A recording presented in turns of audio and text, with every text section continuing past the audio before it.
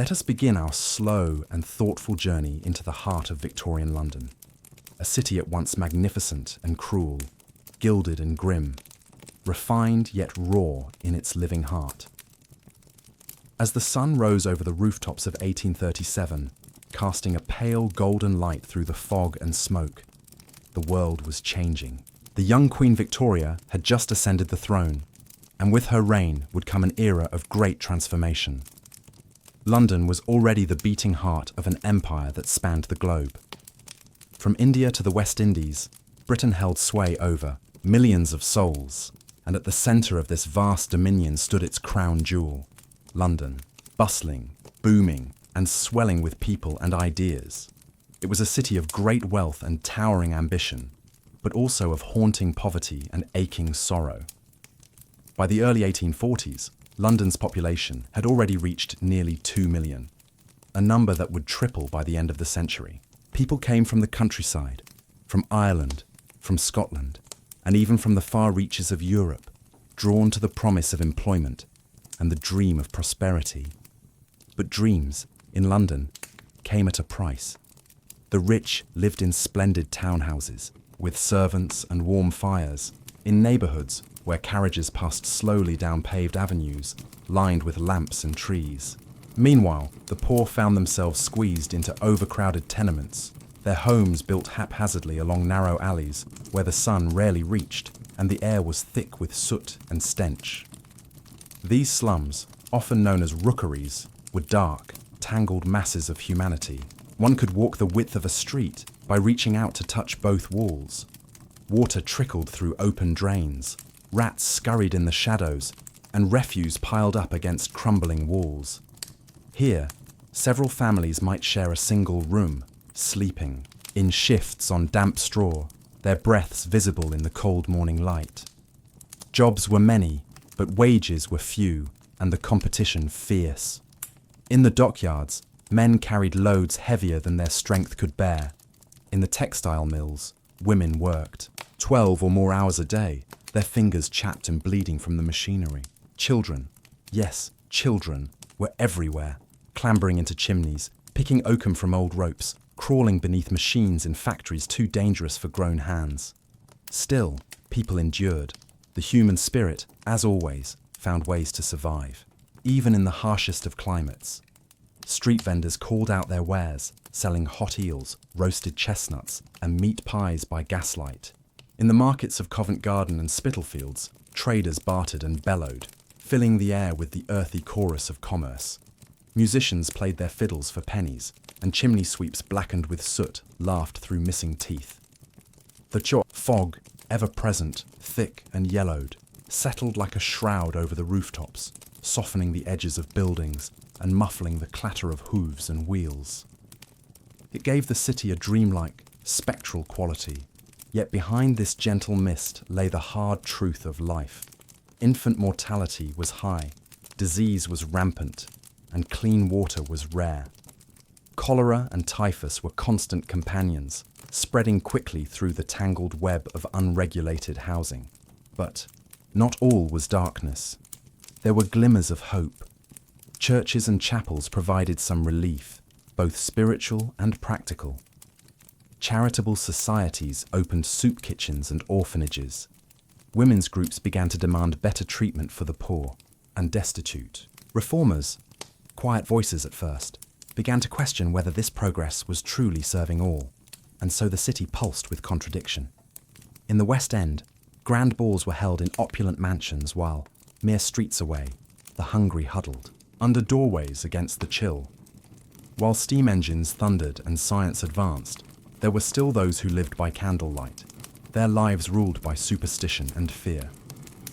The River Thames flowed silently through it all, carrying with it the refuse of the city, both literal and metaphorical. It bore the dreams of emigrants, the labours of dock workers, the refuse of privilege, and still it moved, indifferent to the struggles on its banks. As we walk deeper into the city's labyrinth, let us remember that London in the Victorian era was not a place of simple narratives. It was a city of shadows and smoke, of innovation and inequality, where lives were forged in the crucible of history. The stories we will uncover in the parts to come will shed light on the workers, the women, the children, and the forgotten souls who shaped this complex world. In this chapter of contrasts, where lace met rags and carriages passed beggars in the street, we begin our tale. We walk slowly, thoughtfully, with eyes wide open and a heart prepared for empathy. This is not the story of kings and queens, though they walk through it. It is the story of those who struggled to breathe, to live, and to hope in the shadows of greatness. As we step beyond the surface splendor of London's wealthier quarters and wander into the labyrinthine heart of the city's forgotten alleys, a different London begins to reveal itself. Here, beneath the lingering haze of coal smoke and gaslight, we meet those who toiled not for fortune, but for mere survival. In the rookeries of St. Giles, Whitechapel, and Bethnal Green, life unfolded in a rhythm dictated not by clocks, but by hunger, illness, and the scraping together of daily means. These slums were not mapped with elegance, but with desperation. An intricate sprawl of haphazardly erected dwellings, narrow footpaths, and shared courtyards where muddy water pooled after rain. Within the thin walls of these cramped homes, entire families might live in a single damp room, often without windows, proper bedding, or ventilation. The ceilings wept moisture, and floors were little more than uneven planks or cold stone. In some dwellings, cellars were rented out to the truly desperate, dark, airless pits known as kitchen floors, where the sun never shone and the stench of sewage lingered eternally. These were homes not of privacy, but of sheer necessity. 10 or more people could sleep in shifts on the same straw mattress. The heat of their bodies, often the only warmth available on bitter winter nights. In the absence of running water, families fetched what they could from communal pumps, many of which stood close to cesspits or graveyards, their contents seeping into the groundwater unseen. For those who lived in these shadows, life was rarely quiet, though never far from silence born of exhaustion. The streets echoed with the cries of street hawkers selling gingerbread, ribbons, or roasted potatoes, and the hollow coughs of consumptives echoed through the alleyways.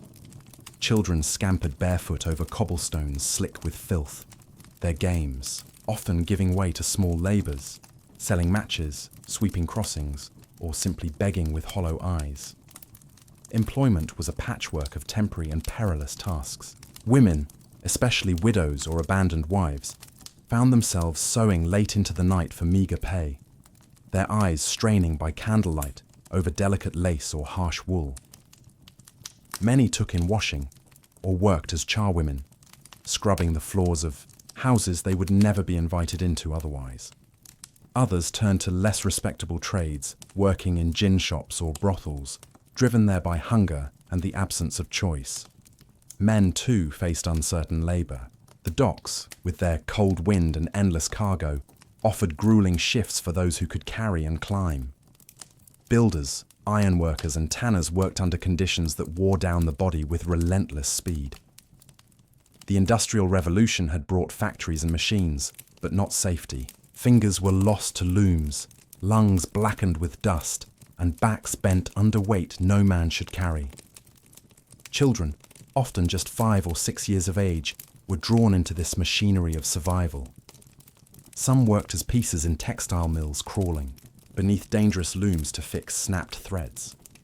Others were employed in coal mines, their small bodies ideal for squeezing through the narrowest tunnels. A particularly grim occupation was that of the chimney sweep.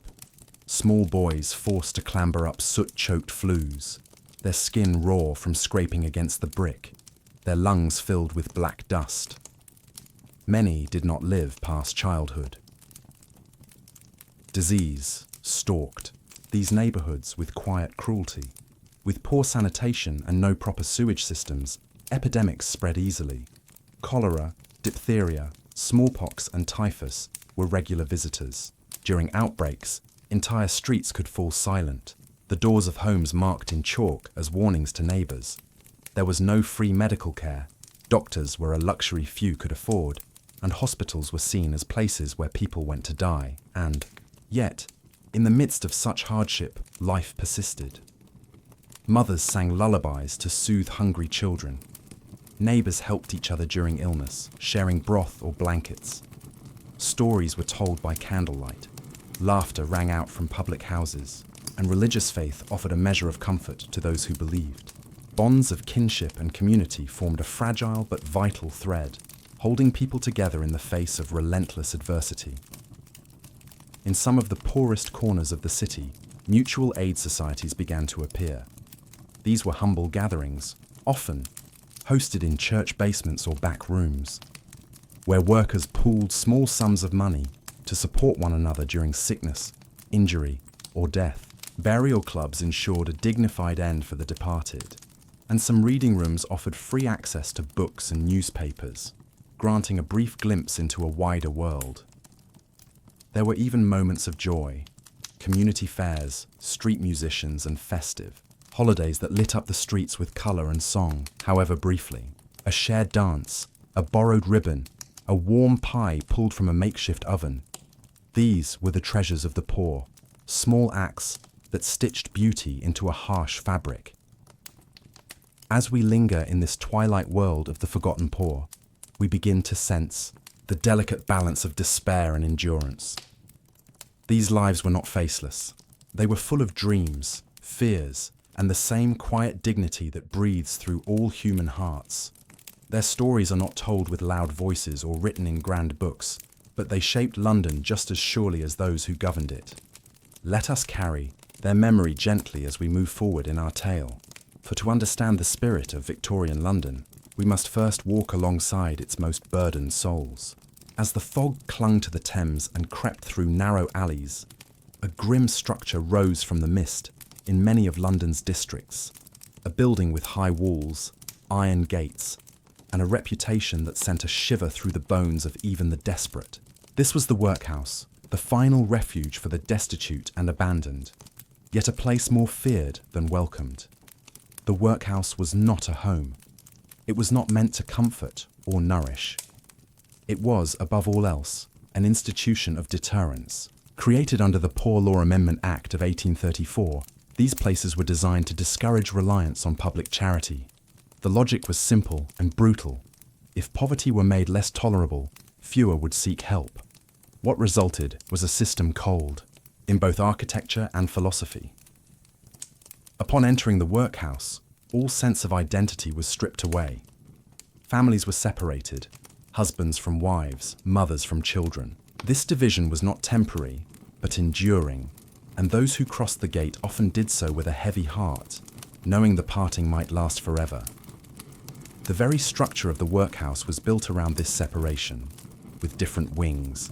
For men, women, boys, girls, and infants, clothing was exchanged for rough uniforms. Personal belongings were confiscated. Names were reduced to numbers. The beds, rows of narrow cots in cold, echoing dormitories, offered no comfort, only rest enough to wake and work once more. Privacy was unknown, and silence was often enforced. Daily, life followed a strict and unyielding schedule. Wake before dawn, eat a thin, tasteless porridge, work until the evening bell. Meals were plain: bread, gruel, perhaps a boiled potato on rare occasions. Meat was a luxury almost never seen. The food was designed not to nourish, but to sustain, just enough to labour through the day. Labour itself was ceaseless and often meaningless. Men crushed bones to make fertiliser, broke stones into gravel, or picked oakum, tearing apart old ship ropes with bleeding fingers. Women scrubbed floors, washed clothes, and stitched endless rows of uniforms. The work served not only as a form of employment, but as a message. This was not a place to rest, but to toil. For children, the future was uncertain. They too laboured, though their tasks might involve sorting rags, cleaning corridors, or assisting in kitchens. Some were sent to work in factories or as apprentices, where they faced long hours and minimal protection. Education was offered in some workhouses, but rarely enough to lift a child beyond their circumstances. Punishments were common: a missed chore, a whispered conversation, a refusal to eat. Each could result in a night in the refractory ward, a room where one was confined, in darkness and solitude. Flogging, though less frequent by mid-century, still lingered in some places as a final threat. The staff, often underpaid and overburdened, were not always cruel, but the system itself bred indifference. And yet, people came. Hunger drives the hand to knock, no matter the door. Widows unable to support their children, elderly men whose strength had faded, the sick, the blind, the orphaned, they all found themselves at the mercy of the workhouse system. Some saw it as a temporary stop, a place to recover strength. Others never left. Outside, opinions of the workhouse were divided. The middle and upper classes saw them as necessary institutions, symbols of order and discipline in a society growing, rapidly more complex. For reformers, they were places in need of change. Some visited with kindness, bringing clothes, food, or the promise of a letter sent on behalf of a mother to her child. A few, moved by the stories they heard, campaigned for gentler rules and better care. Inside, life was measured in quiet moments, a shared glance between separated spouses during chapel services, a hymn sung softly in the evening hours, the simple joy of a child holding a scrap of fabric as a doll, or an old man recalling a memory in the silence before sleep. These small sparks of humanity flickered against the institution's cold design. Not all workhouses were the same. Some were harsher than others, and some were managed with a measure of compassion. But the system, by design, was one of austerity. It reflected the Victorian view of morality and merit, that poverty was a failure of character, not circumstance. Thus, the workhouse stood as both shelter and symbol, a refuge made purposely unkind. Stories from within were rarely told. Those who left often kept silent, carrying the shame like a hidden scar. And yet, the stories exist, in crumbling ledgers and faded photographs, in the memories passed from grandparent to grandchild, in the quiet graves of paupers buried without name. As we stand before the heavy iron gate of the workhouse in our story, we see more than a building. We see a question that echoes across time. How should a society treat its most vulnerable? In Victorian London, the answer was often hard and cold, but never without resistance or hope. We walk now from its courtyard, our footsteps light with reflection. The walls remain behind us, silent and unmoving. Yet in the stories of those who lived within them, we carry forward the quiet echoes of their endurance. As the gaslights flickered to life in the deepening dusk, casting long shadows over cobbled lanes, the children of Victorian London emerged from their corners, not from warmth or safety, but from necessity. These were not the pampered children of parlours and tutors. These were the lost youth, the barefoot wanderers of the city's streets, shaped not by play, but by struggle. In the poorest districts, childhood was not a time of learning or joy, but one of early labour and relentless hardship. With families sinking under the weight of hunger and rising rent, every pair of hands was needed. Thus, children began to work as soon as they could stand, their small bodies directed into jobs suited not to their well-being, but to their size. Boys barely taller than the height of a wagon wheel became chimney sweeps.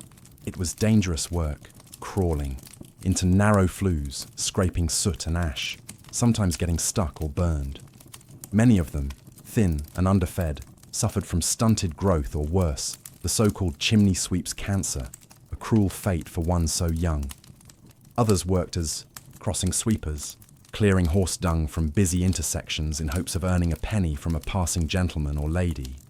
The work was dirty, thankless, and often unrewarded. Street sellers too were common. Boys and girls calling out their goods with hoarse voices, matches, flowers, rags, newspapers, and pins. Their tiny cries mingled with the rumble of carriage wheels and the bark of costermongers. Girls, often younger than 10, found work in laundries and sewing rooms, or helping their mothers scrub the floors of wealthier homes. Those with no family might be taken in by lodging houses where, In exchange for a hard floor and a scrap of bread, they were expected to work long hours or serve the house's older residents. And then there were the children with no work, no home, and no help. These were the waifs and strays, sleeping under bridges, in doorways, or within the graveyards where headstones gave shelter from the wind. They stole what they could, scavenged through rubbish piles, and often found themselves at the mercy of older thieves who pressed them into petty crime. The streets, so loud by day, were colder by night. Boys would huddle together for warmth, their arms wrapped around each other beneath stairwells or behind soot-blackened walls. The older children told stories to the younger ones, tales of kindness, of fairy queens, or dreams of distant lands. Even in hardship, the imagination persisted, stubborn and bright. For many of these children, the path led to the doors of the industrial world. Factories and workshops employed them in droves, girls folding matchboxes until their fingers ached, boys lugging coal or running errands in dangerous environments. The air was thick with dust, and accidents were common. Yet there was little choice and less protest. Some children were taken in by charitable schools or orphanages. These places varied widely. Some offered warmth, education, and hope. Others were strict and loveless, more concerned with obedience than care. Yet for a few, these institutions offered a rare escape from the streets and a path, however narrow, toward a better life. Reformers slowly began to take notice. Men and women, moved by the sight of ragged children sleeping beneath gas lamps, started to raise their voices. They called for laws to limit child labor, for schools to be opened, and for charities to step in where the state would not. The voices were often soft at first, but persistent. One of the most significant changes came in the form of the ragged schools, free institutions that offered basic education to street children. Here, in dimly lit rooms above stables or in church halls, boys and girls learned their letters, numbers, and sometimes more importantly, that someone cared.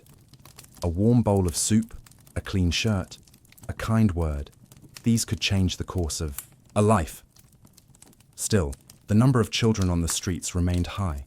The problems of poverty were deep and widespread, and for every child saved, many more were lost to hunger, illness, or the cold indifference of the city. Yet even among the shadows, resilience bloomed. Friendships formed among the young, quiet. Acts of kindness passed from one to another. A crust of bread shared, a corner of blanket given, a hand held through a fearful night. We must not forget them, the children who never had a childhood, who grew up too fast, or not at all. Their voices are quiet now, but they once filled the alleys and back streets of London with cries, songs and whispers. They too shaped the soul of the city, and so, as we pause to rest beneath a quiet archway, watching the stars emerge through the smoke, we remember those small feet that walk these streets in search of warmth, safety, and something more. Their stories are not grand, but they are true. And in this slow unfolding of history, their memory walks beside us. As the early morning mist lifted, it was swiftly replaced by something heavier, something darker, a low, acrid fog that clung to the rooftops and rolled through the alleyways of London like a living thing. It was not merely weather, it was industries, breath thick with soot, coal smoke, and the scent of burning progress. This was the age of machines, and London was its pulsing centre. The factories hummed like great iron beasts, their chimneys piercing the grey sky, belching out smoke day, and night without rest. The Industrial Revolution had brought invention and advancement, but it had also darkened the air, poisoned the waters, and quickened the pace of life until the city itself seemed never to sleep. For the working class, the factory was often the beginning and end of daily life. Those fortunate enough to secure a position might find themselves in textile mills, printing presses, gasworks, tanneries, or breweries. Each carried its own dangers, and none welcomed complaints. The workday was long, typically 12 to 14 hours, and the environment was unrelenting. Machines roared and hissed, and the air was filled with dust, fibres, or chemical fumes, depending on the trade. Hearing loss, Chronic cough, burns, and mangled limbs were common. Workers learned quickly not to cry out. Injuries slowed production, and slow production risked replacement. Coal was the city's lifeblood, and its slow poison. It powered steam engines, warmed homes, and lit the streets with flickering gas lamps. But its residue clung to every surface, settled in every lung. The black dust gathered in homes, in nostrils, on windowsills. Children played in streets already darkened not by nightfall, but by the soot that rained constantly from above. The very skies seemed bruised by the industry's hand. On certain days, the sun was but a ghost behind the smoke. At night, the glow of furnaces cast an eerie red light over the city's edges, where factories lit up like fire-lit castles. Silent, brooding, and always working. In the East End, where industry flourished most intensely, entire neighbourhoods sprang up around factories. These were not planned communities, but chaotic clusters of tenements built to house workers in walking distance of their labours. The buildings were close, their walls thin, the interiors often divided into many small rooms to fit as many tenants as possible. Here, rest was as elusive as quiet. The noise of machinery echoed through open windows, day and night. Factory whistles pierced the fog to mark the shifts, summoning men and women like clockwork. The air never cleared, not even at dawn, and clothes hung out to dry came in dirtier than when they were washed. There was a cost to this ceaseless burning. Respiratory ailments were rampant. The term consumption echoed through tenement walls like a whisper of doom. Tuberculosis, chronic bronchitis, and coal workers' lung took their toll on thousands each year. Doctors could offer little, beyond laudanum or rest. Luxuries many could not afford. Still, there was pride in the work. Despite the pain, the grime, and the ever-present risks, labourers knew they were the engines behind a growing empire. Their hands built bridges, laid rails, and printed the newspapers read across the world. Women stitched garments worn by nobles. Children helped manufacture toys they would never own. There was dignity in this endurance. Not all industrial labour happened in vast factories. Many workers laboured from home, turning their small, cramped rooms into miniature workshops. Seamstresses hunched over fabric, printers inked each page by hand, and metalworkers hammered away late into the night. These sweated trades were paid by the piece, not the hour, which often meant longer hours for less money. Over time, the suffocating cost of industrial expansion began to catch attention. Reformers spoke out against child labour, against unsafe conditions, against the deadly pollution that coated London like a shroud. Some employers, moved by conscience or reputation, made efforts to improve conditions, installing better ventilation, shortening work hours slightly, or providing safer machinery, but these were exceptions, not the rule. Laws began to change slowly. Factory acts were passed, each attempting to set limits on hours and improve safety. But enforcement was uneven, and the reality on the ground often lagged behind legislation. Inspectors were few, and employers were clever in disguising violations. In this thick air, hope sometimes flickered. Trade unions began to form, quietly at first, then more boldly. Workers whispered of solidarity, of fair wages and shorter hours. Strikes were rare in the early years, and dangerous to participate in, but they happened, nonetheless. The seeds of labour rights were sown in soot-stained hands, and still the factories burned on. As we walk through this world of smoke and iron, let us pause by the side of one such mill. The great wheel turns, the furnace glows, and the workers emerge like shadows from its brick bowels, tired, silent, and covered in coal dust. Their footsteps are slow, their eyes heavy, but still they press forward into another day. For this was London's breath in the Victorian age, hot with progress, heavy with cost, and constant as the ticking of the city's own massive clock. Beyond the smoke and soot, behind the cracked panes of foggy windows and the lace curtains of quiet homes, lived the women of Victorian London. Their stories are often overlooked, folded into the background like wallpaper, silent and still. But they were there, in kitchens and parlours, in hospitals and alleyways, holding the city together with hands that bore the marks of labour, care and resilience. In the genteel neighbourhoods of the West End, women lived lives outwardly peaceful, filled with etiquette, embroidery and the steady ticking of the drawing room clock. These women, wives and daughters of merchants, clerks, and minor gentry, were expected to maintain the household with grace and order. But beneath the calm exterior, their lives were often confined, their choices shaped not by ambition, but by marriage, propriety, and social expectation. From girlhood, such women were taught modesty, restraint, and the virtues of silence. Education, if offered, focused on accomplishments, piano, French, sewing, skills meant to enhance their future roles as wives and mothers.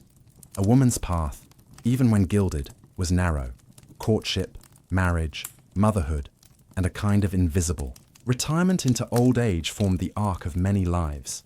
Yet even among these comforts, the weight of social rules could be crushing. A wrong word, a too bold opinion, an unladylike gesture. Each could bring gossip, censure, or worse. Reputation was everything. A widow who smiled too often, a daughter who laughed too loudly, a wife who read novels too daring. Each might find herself quietly shunned. In these soft rooms, silence sometimes screamed. In the middle and lower classes, the experience of womanhood was far more physically demanding. Working-class women rose before dawn to light fires, fetch water, prepare bread, and mend clothes before even setting foot outside. Many held jobs as laundresses, seamstresses, or cleaners, often combining long hours of paid labour with the unending work of caring for children and husbands. They walked long distances in worn shoes, carried heavy baskets up steep stairs, and endured harsh treatment from employers and society alike. The ideal of femininity preached from pulpits and books rarely matched the reality of blistered hands and aching backs. Among these women were also the invisible ranks of domestic servants, girls and women who worked behind the scenes in the homes of the better off, cooks, maids, scullery girls, and nursemaids. They slept in cold attics, rose before their employers, and went to bed long after them. Their days were filled with tasks, polishing silver, hauling coal, starching linens, and maintaining order without ever being seen. Many of these women entered service in their early teens and remained for decades, sending a portion of their wages home to support siblings or aging parents. They were expected to be invisible, loyal, and chaste. If a servant fell ill, became pregnant, or made a mistake, she could be dismissed with little warning. Few had legal protection or recourse. Some women, facing fewer choices, turned to street work or the brothel. In the dim streets of Soho or Whitechapel, they waited beneath gaslights, cloaked in shadows and silence. They were called many names, rarely kind. For many, it was not a choice of desire, but one of survival. A widow with no income, a mother with hungry mouths, a girl cast out for some offence. Each might find herself drawn into this world of peril and judgment. Public perception was harsh. Society viewed such women with disdain, rarely acknowledging the poverty and desperation that drove them there. Laws criminalized their presence on the streets, and the police, often more suspicious than protective, harassed and arrested them with little cause. And yet, these women also formed networks of care. In boarding houses and shared rooms, they looked after one another's children, split earnings, and warned each other of danger. In their own way, they resisted the isolation that society tried to impose upon them. Alongside hardship came moments of strength. Some women became midwives, healers, or teachers. Others took in boarders or ran small businesses from home. A few became prominent reformers, journalists, or nurses. Figures like Florence Nightingale and Elizabeth Garrett Anderson emerged from the haze, proving that even within rigid constraints, a determined woman could shape history. In churches and mission halls, women formed sewing circles and charities. They cooked for the poor, taught orphans to read, and advocated for the right to vote, to learn, and to live without fear. These efforts, often quiet and slow, planted the seeds of change that would bear fruit in the generations to come. The Victorian ideal of womanhood was painted in soft tones, rosy cheeks, bowed heads, folded hands. But the real women of London were more complex, more enduring. Their stories do not clamour for attention. They whisper from doorways, echo in lullabies, and linger in the worn stone steps of homes long gone. Tonight, as the wind moves gently through the city's quiet corners, we remember them, not only the famous, but the countless others who lived, loved, laboured, and lost within the folds of London's great tapestry. They were not silent. They were simply unheard. As gaslight flickered through the darkened wards and the scent of carbolic floated in the air, the city's struggle with sickness unfolded behind the heavy doors of its hospitals, infirmaries, and homes. Victorian London was a place of great population and greater suffering, where illness moved swiftly through crowded rooms and narrow alleys, and medicine followed, often just a step behind.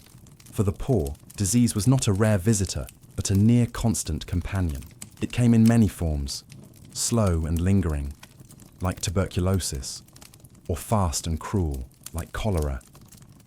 The city's poor sanitation, contaminated water, and tightly packed housing made it a breeding ground for epidemics. Entire streets could fall silent, in days, and mourning became a regular rhythm in many households. Medical knowledge was expanding in the Victorian era, but for many, care remained rudimentary. Hospitals, though growing in number and size, were not yet places of comfort. They were seen as last resorts, grim, institutional spaces where the sick went when all else had failed. Beds were lined up in long, drafty halls, often without curtains or privacy. Nurses, though increasingly trained, were still associated more with discipline than with compassion. Doctors, known as physicians or surgeons, ranged in skill and approach. Some were well-educated and genuinely compassionate, while others offered questionable treatments for high fees. For the working poor, hiring a doctor was a luxury many could not afford. Instead, they turned to home remedies, midwives, or the local apothecary for tinctures and poultices. Pharmacies, small dark shops smelling of camphor and herbs, offered a variety of substances, many of them potent. Laudanum, a tincture of opium, was used freely to dull pain or soothe coughs, even among children. Mercury was given for skin conditions, and bleeding or blistering might still be prescribed for fevers. The line between cure and harm was often thin and unclear. One of the most feared illnesses of the time was cholera.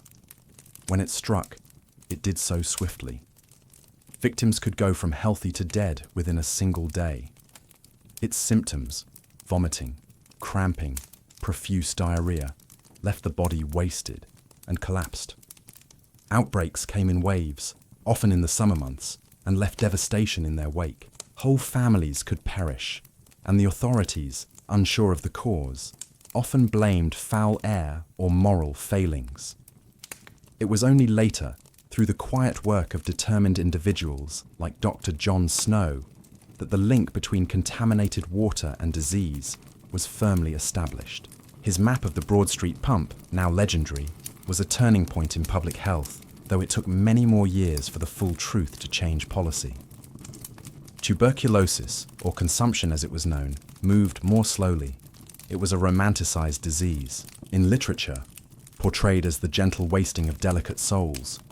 But its reality was anything but beautiful. It hollowed out the body over months or years, leaving its victims pale, fevered, and coughing up blood. It spread easily in crowded rooms and among the malnourished. Few escaped its reach. For women in childbirth, the dangers were especially grave. Many laboured at home, assisted by a local midwife or neighbour. Without antiseptics or sterile instruments, infection was common. Puerperal fever, caused by bacteria introduced during delivery, claimed the lives of thousands of new mothers. It was a quiet tragedy, repeated in home after home, generation after generation. Despite the bleakness, change was stirring. Florence Nightingale's work during the Crimean War brought new attention to the importance of cleanliness, organisation, and compassion in nursing. She returned to London a hero, and with her came a new era of training and structure in hospitals. The role of the nurse slowly transformed from servant to skilled caregiver. In addition, the foundations of modern medicine were being laid. Anesthesia, introduced in the mid-century, allowed surgeons to perform more complex operations with less agony for the patient. Antiseptics, pioneered by Joseph Lister, began to reduce infection rates dramatically. Slowly, death began to lose its dominance over every ailment. In the homes of the rich, doctors arrived in tailored coats with polished instruments. They carried stethoscopes, listened carefully, and prescribed rest, good food, and fresh air. But for the poor, treatment remained uneven, and recovery often depended more on luck, resilience, and community support than on professional intervention.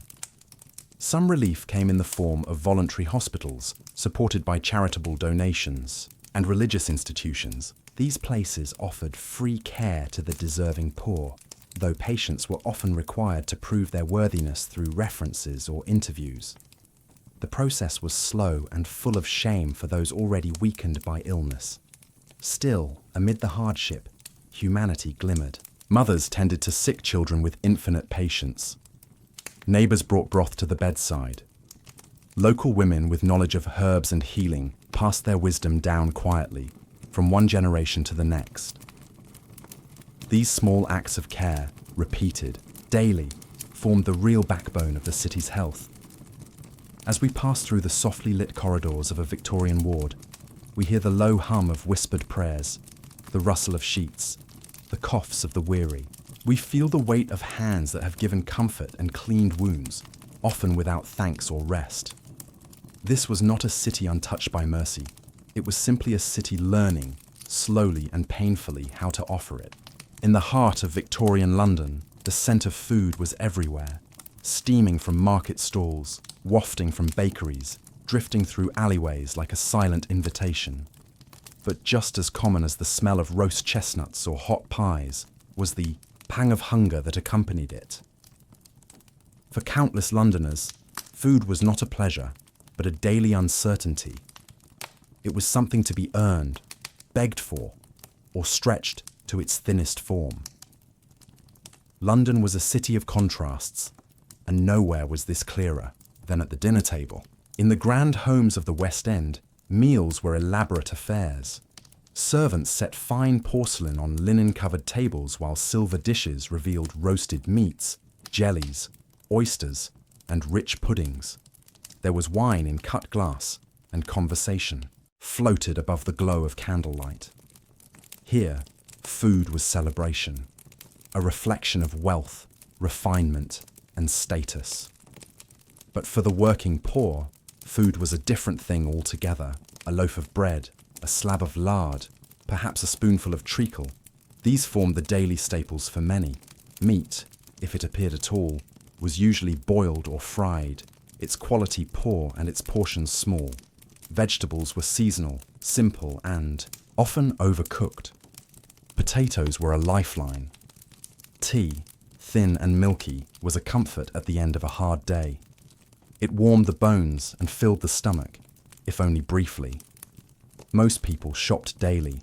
There were no refrigerators, and food could not be stored for long. The markets of London, Billingsgate for fish, Covent Garden for fruit and vegetables, Smithfield for meat, bustled from early morning, full of noise, haggling, and the heavy scent of food in all states of freshness. Housewives bartered for scraps, offcuts, or bruised produce, stretching every coin as far as it could go. Street food was common, especially for those without kitchens or time. Vendors wheeled their carts through the lanes and squares, calling out their offerings. Baked potatoes steaming in foil, sheep's trotters, hot eels, pies filled with uncertain fillings, and penny puddings. A mug of soup could be had for a farthing, thickened with barley and mystery. Some stalls served fried fish, simple, salty, and beloved by many, giving birth to what would later become the national dish. Children often went without. If food was short, they ate after their parents, or not at all. A piece of bread dipped in tea was a common breakfast. Many turned to the streets to earn coins for food, and hunger pushed some toward theft. In the workhouse, meals were meagre and regulated. Gruel, bread, and sometimes thin soup formed the unchanging diet. Meat was rare. Milk, rarer still. Malnutrition was not just a hardship, it was a danger. Rickets, caused by a lack of vitamin D, bent the bones of growing children. Scurvy, from lack of fresh fruit and vegetables, weakened the gums and joints. Thinness was not admired but feared, a sign of vulnerability and approaching illness. Famine was not unheard of. When harvests failed, or when strikes and dock delays limited imports, the cost of food soared. The Irish potato famine sent thousands fleeing to London's poorest quarters, where they joined the already struggling masses. Soup kitchens opened, run by churches and charitable societies. The queues were long, the bowls small, yet, amid the want, there was ingenuity. Women stretched meals with oatmeal, flour, or stale bread. Stews made from bones and onions simmered, for hours on shared hearths. Leftovers were never wasted. Children learned to forage in the outskirts of the city, for berries, herbs, even dandelion leaves. At the same time, London's food culture was growing more complex. Cookbooks emerged, written not just for the elite, but for the aspiring middle class. They promised frugality and flavour, guiding housewives through the art of making much from little. Recipes for suet puddings, pies from scraps, and meatless soups filled their pages. Food also became a symbol of social awareness. Reformers began to campaign for better nutrition in schools and institutions. Workhouses were pressured to improve their meals. Factory owners were urged to provide basic sustenance for workers on long shifts. Slowly, the connection between nourishment and health was being recognized. There were also moments of joy. Holidays brought special meals, even to the poor. A shared plum pudding at Christmas, a loaf of bread gifted by a local church, a rare egg for Easter. These became treasured memories. Food, even in its smallest form, held the power to unite, to comfort, and to celebrate. In many homes, women bore the heavy burden of feeding their families on almost nothing. They rose early to bake, stretched leftovers into soups, and often ate less themselves so their children could have more. Their hands shaped every meal, and their efforts told a quiet story of resilience and sacrifice. As we walk through the fog softened lanes, past the cries of market traders and the hiss of boiling pots, we see that the table, no matter how poor or rich, stood at the center of life. Around it, families gathered, shared, and survived. In the end, food was not just sustenance, it was memory, ritual, comfort, and hope, all simmering quietly, day after day, in the heart of the city. As twilight settled over London and the fog thickened in the narrow streets, the shadows seemed to stretch longer and darker. In these hours, fear often stirred more deeply than the cold.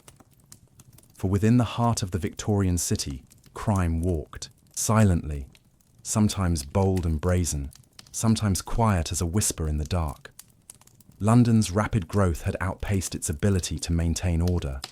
With the surge in population, poverty, and urban sprawl, crime thrived in the spaces between street lamps. Petty theft, burglary, pickpocketing, and fraud were daily realities.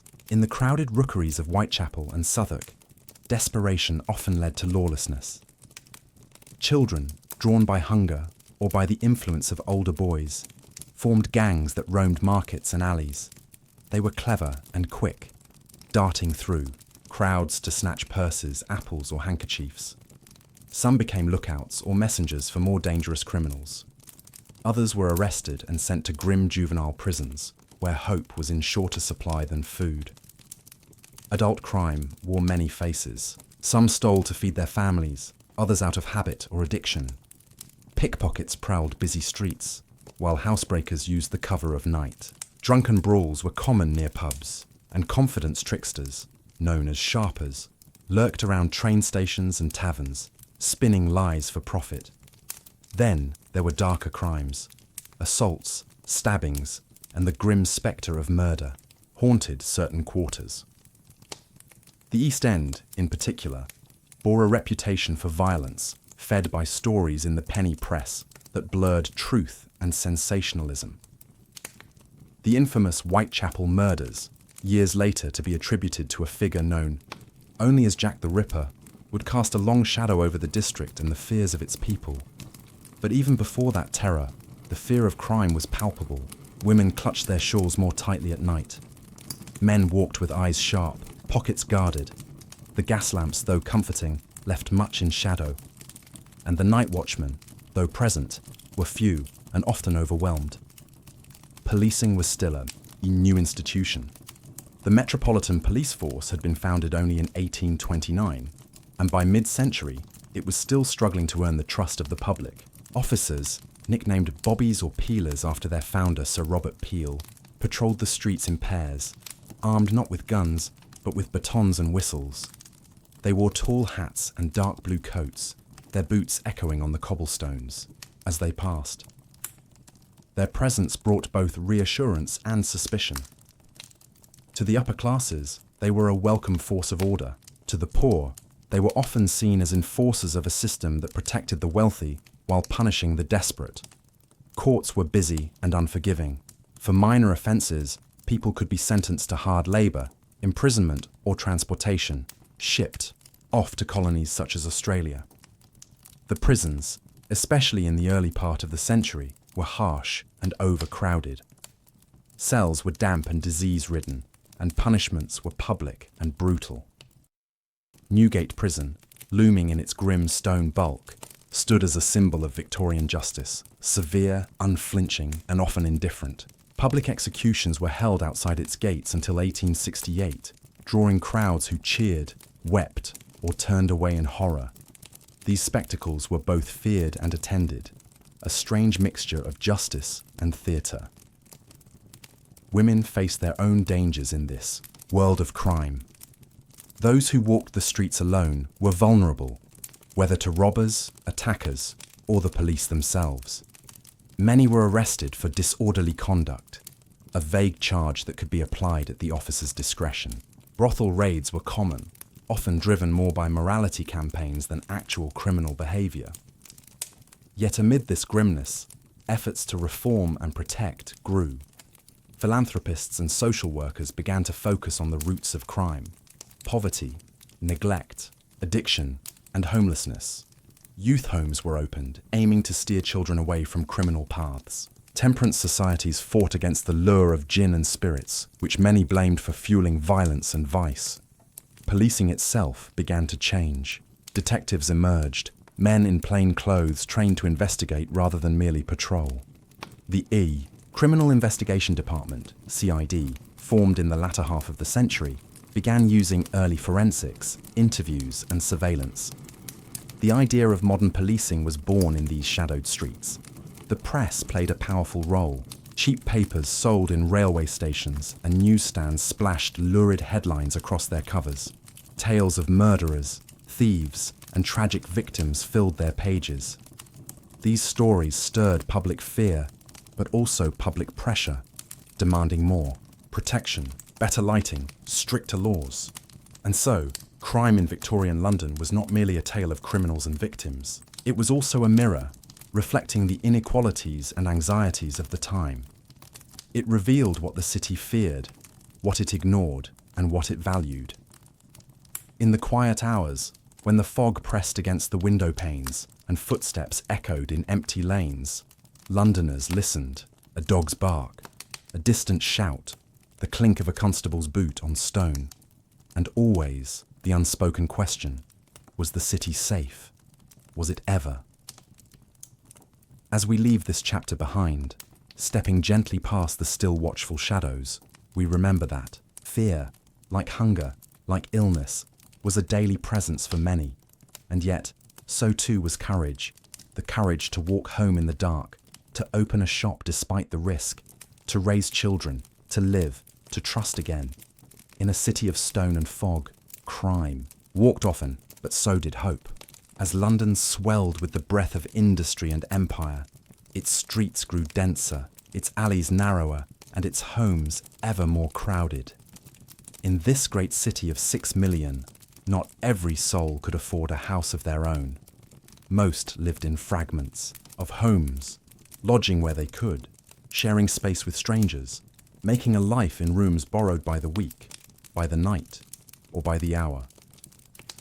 Boarding houses and lodging rooms were the backbone of working-class shelter, not marked by grand facades or painted signs. They hid behind soot-darkened doors, inside leaning buildings with sagging beams and worn thresholds.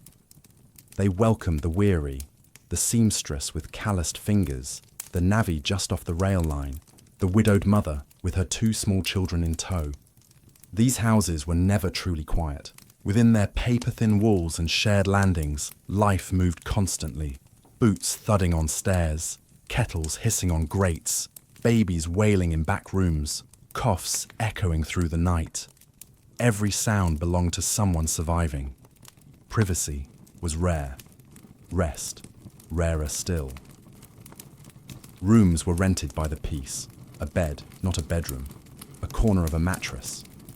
In the poorest lodging houses, men and women might sleep sitting up on benches, paying a penny for a place by the fire. In some houses, ropes were strung across the room from one wall to another, and for a half-penny, the desperate could lean against the rope to sleep standing up, what came to be called a 2-penny hang. For families, a single room became a world entire. Parents, children, and perhaps even a boarder all lived within the same 4 walls.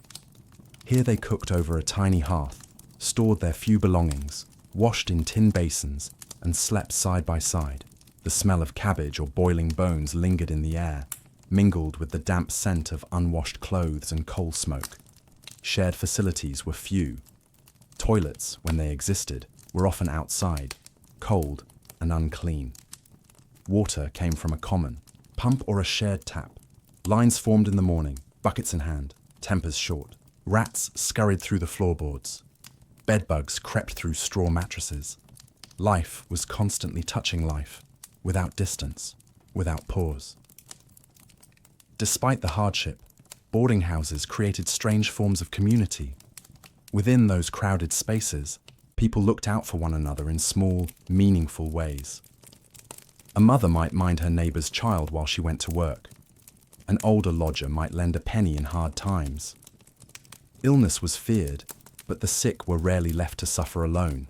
Kindnesses bloomed even in places where hunger lived. The housekeeper or landlady ruled over this world with iron keys and sharp eyes. She was both gatekeeper and guardian, managing payments, settling disputes, and sometimes providing food or laundry services. Her authority was quiet but constant, her rules unbending. She saw everything: who came home late, who missed rent, who left without saying goodbye. Not all boarding houses were equal. Some catered to clerks, shop assistants, and respectable workers. These offered modest comforts, clean linens, simple breakfasts, perhaps even a parlour. Others, particularly those near the docks or in industrial districts, were rougher, louder, and less forgiving. The borders between lodger and vagabond, tenant and stranger, were always thin.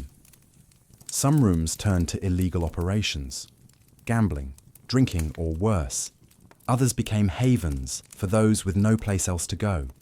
An immigrant newly arrived from the continent, a child fleeing the cruelty of the workhouse, a young man seeking work, hopeful in the morning, hollow by night. For many, this way of living was not temporary. It was life. There were no savings for a future home, no dream of a garden gate or private hearth. The room was what one could afford, and if fortune faltered, the street was always near. And yet, these rooms, dim and crowded as they were, contained every shade of life: laughter, arguments, birth, death. A young girl might brush her hair before the cracked mirror and dream of a suitor.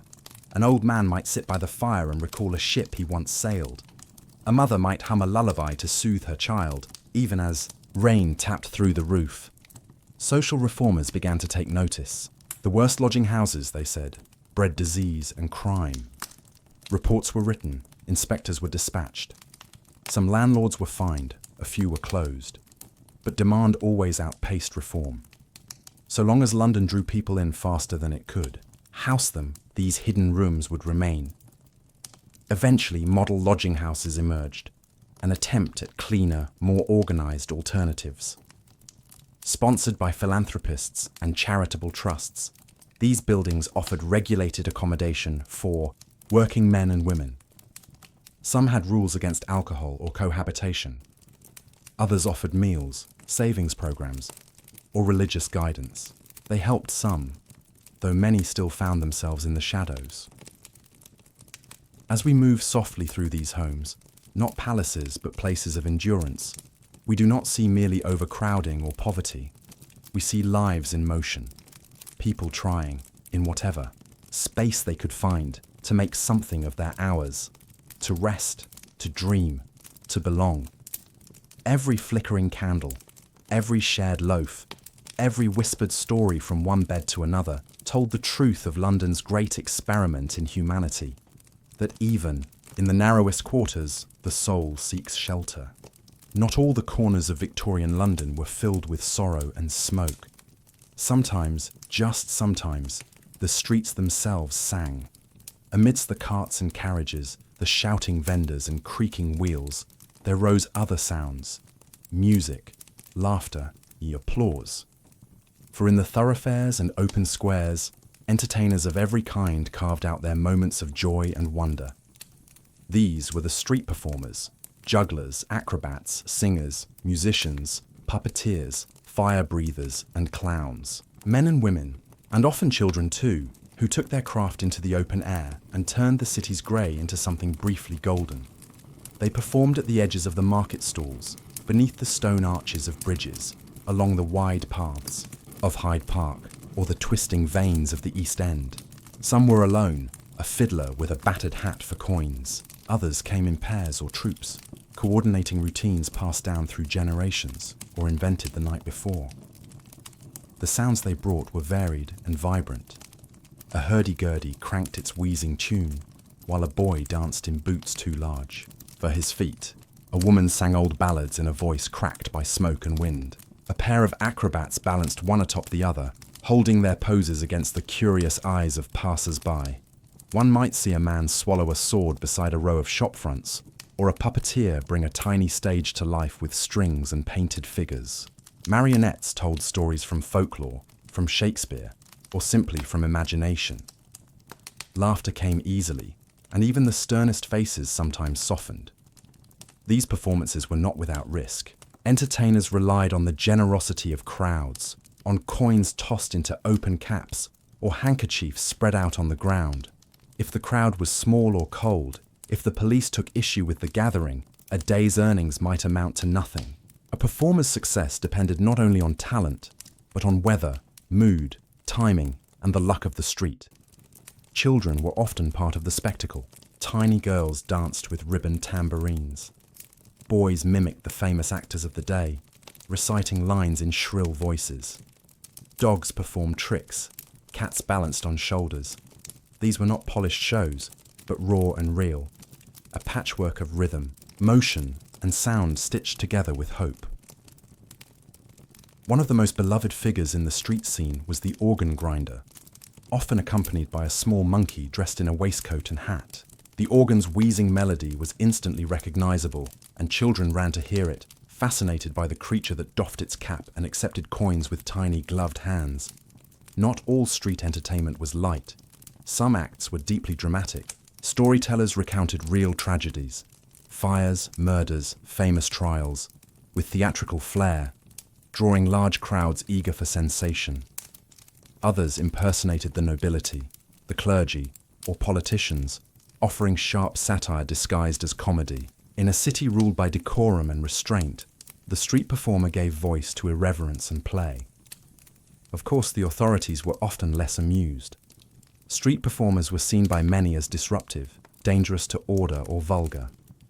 Permits were rare and harassment common. Police officers broke up gatherings, fined performers, and sometimes confiscated their instruments. Still, the artists returned, driven not only by need, but by a kind of calling. In time, some performers found their way indoors. Music halls and small theatres opened their doors to talents first honed in the open air. There, amid the gaslights and velvet curtains, they brought their acts to wider audiences, gaining stability and fame. But many remained loyal to the street, where every show was different, every crowd a new challenge. For the working classes, these performances were a gift. They offered laughter after long hours, magic after monotony. A child who had never seen a stage might be dazzled by a fire eater beneath a bridge. A tired mother might pause to listen to a flute. Her burdens briefly lightened. Art came not from a ticketed box office, but from the cobblestones, shared freely and without ceremony. Even the well-to-do, riding by in carriages, sometimes stopped to watch. A moment of curiosity, a coin flicked toward a child in costume, a song hummed later in a drawing room.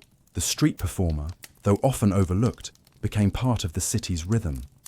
Behind each act, there was a life. A bed shared in a lodging house, a supper of bread and tea, a pair of worn shoes patched again and again. There was practice, in the shadows, pride in applause, and the quiet sorrow of an empty cup at day's end. Yet these were not simply beggars or tricksters. They were artists of survival, creating beauty where none was expected, and offering it to all without condition. Their theatre was the street, and their audience was the world. And so, as we walk through the fog-laced evening, we pause before a familiar corner. A boy plays a flute with eyes closed. A girl dances in his shadow, and a small crowd gathers, coins ready. For a moment, the city softens. For a moment, everyone listens. This too was London.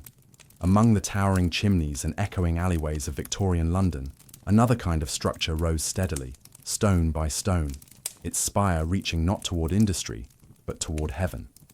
The church stood in nearly every neighbourhood, from the grand cathedrals of Westminster and Southwark to the humble chapels tucked between warehouses and tenements. In a city of hardship, the church was both sanctuary and judge, comfort and command. To many, it offered something rare: silence, structure, and meaning. Within its walls, the weary found stillness, the lost found direction, and the grieving found ritual. Whether through the towering vaults of Gothic sanctuaries or the modest wooden pews of backstreet missions, the church held a steady presence, unchanging even as the city outside evolved with smoke and speed. Sundays in London were marked by bells. Early in the morning, their sounds rippled across rooftops, calling the faithful to worship. Families dressed in their best, patched and polished, and made their way through the soot and fog, children clutching gloved hands or hymn books. In the better districts, carriages waited outside the church gates. In the poorer quarters, worshippers arrived on foot, boots caked with mud, eyes bright with hope or weighed down with worry. Inside, the language of ceremony unfolded. Psalms sung, prayers spoken, incense rising. Sermons echoed from pulpits, their words shaped by scripture and by the times. Some spoke of mercy and redemption. Others thundered about sin and punishment, warning of hellfire for the wicked and idle. The message varied, but the rhythm was constant. Rise, kneel, sing, listen, pray. In a chaotic city, the church offered a pattern, a heartbeat to follow.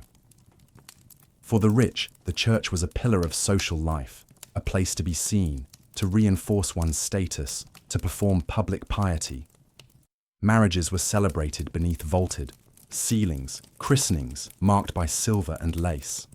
Memorials lined the stone walls, honouring generations of landowners, bankers, and officials.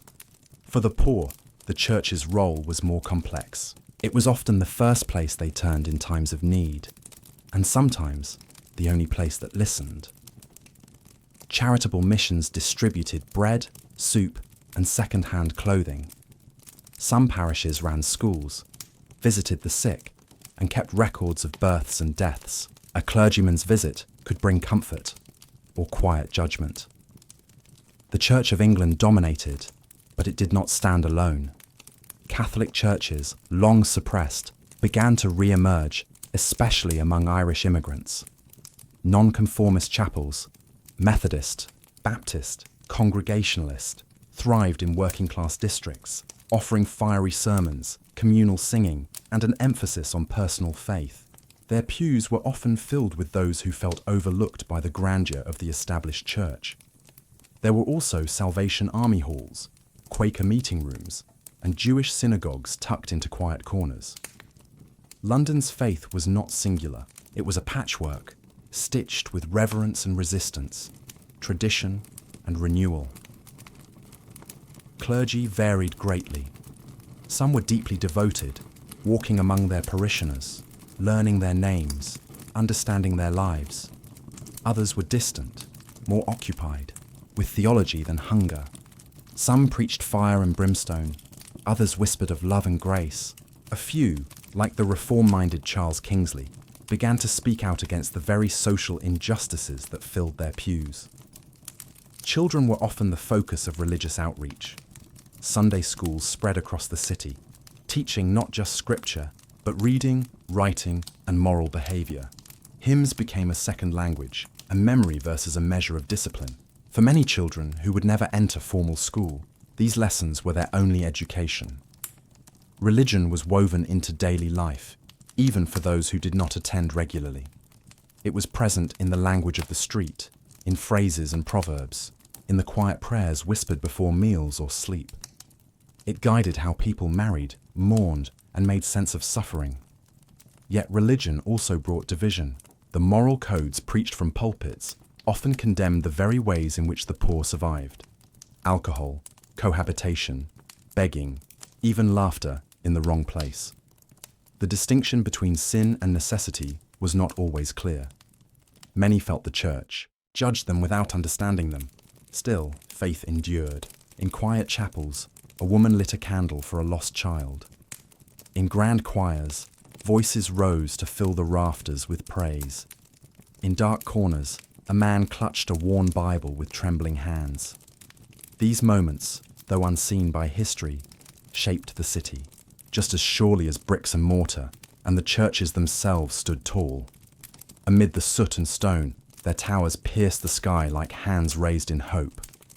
They offered not only refuge, but perspective. They reminded a hurried people to pause, to listen, to look upward, even if only for a breath. As we step inside one now, stone cold beneath our feet, the air rich with incense and wood polish, we hear the soft creak of pews, the rustle of hymnals, the murmur of prayer. Outside, the city roars on, but here there is quiet, and in that quiet, we feel the heartbeat of a people still searching for meaning, for forgiveness, for something beyond the daily grind. The churches of Victorian London did not save everyone, but they stood, open and waiting, for those who wished to enter. Among the towering chimneys and echoing alleyways of Victorian London, another kind of structure rose steadily, stone by stone, its spire reaching not toward industry, but toward heaven. The church stood in nearly every neighbourhood, from the grand cathedrals of Westminster and Southwark to the humble chapels tucked between warehouses and tenements. In a city of hardship, the church was both sanctuary and judge, comfort and command. To many, it offered something rare: silence, structure, and meaning. Within its walls, the weary found stillness, the lost found direction, and the grieving found ritual. Whether through the towering vaults of Gothic sanctuaries or the modest wooden pews of backstreet missions, the church held a steady presence, unchanging even as the city outside evolved with smoke and speed. Sundays in London were marked by bells. Early in the morning, their sounds rippled across rooftops, calling the faithful to worship. Families dressed in their best, patched and polished, and made their way through the soot and fog, children clutching gloved hands or hymn books. In the better districts, carriages waited outside the church gates. In the poorer quarters, worshippers arrived on foot, boots caked with mud, eyes bright with hope or weighed down with worry. Inside, the language of ceremony unfolded. Psalms sung, prayers spoken, incense rising. Sermons echoed from pulpits, their words shaped by scripture and by the times. Some spoke of mercy and redemption. Others thundered about sin and punishment, warning of hellfire for the wicked and idle. The message varied, but the rhythm was constant. Rise, kneel, sing, listen, pray. In a chaotic city, the church offered a pattern, a heartbeat to follow. For the rich, the church was a pillar of social life, a place to be seen, to reinforce one's status, to perform public piety. Marriages were celebrated beneath vaulted ceilings, christenings marked by silver and lace. Memorials lined the stone walls, honouring generations of landowners, bankers, and officials. For the poor, the church's role was more complex. It was often the first place they turned in times of need, and sometimes the only place that listened. Charitable missions distributed bread, soup, and second-hand clothing. Some parishes ran schools, visited the sick, and kept records of births and deaths. A clergyman's visit could bring comfort or quiet judgment. The Church of England dominated, but it did not stand alone. Catholic churches, long suppressed, began to re-emerge, especially among Irish immigrants. Nonconformist chapels, Methodist, Baptist, Congregationalist, thrived in working-class districts, offering fiery sermons, communal singing, and an emphasis on personal faith. Their pews were often filled with those who felt overlooked by the grandeur of the established church. There were also Salvation Army halls, Quaker meeting rooms, and Jewish synagogues tucked into quiet corners. London's faith was not singular. It was a patchwork, stitched with reverence and resistance, tradition and renewal. Clergy varied greatly. Some were deeply devoted, walking among their parishioners, learning their names, understanding their lives. Others were distant, more occupied, with theology than hunger. Some preached fire and brimstone, others whispered of love and grace. A few, like the reform-minded Charles Kingsley, began to speak out against the very social injustices that filled their pews. Children were often the focus of religious outreach. Sunday schools spread across the city, teaching not just scripture, but reading, writing, and moral behaviour.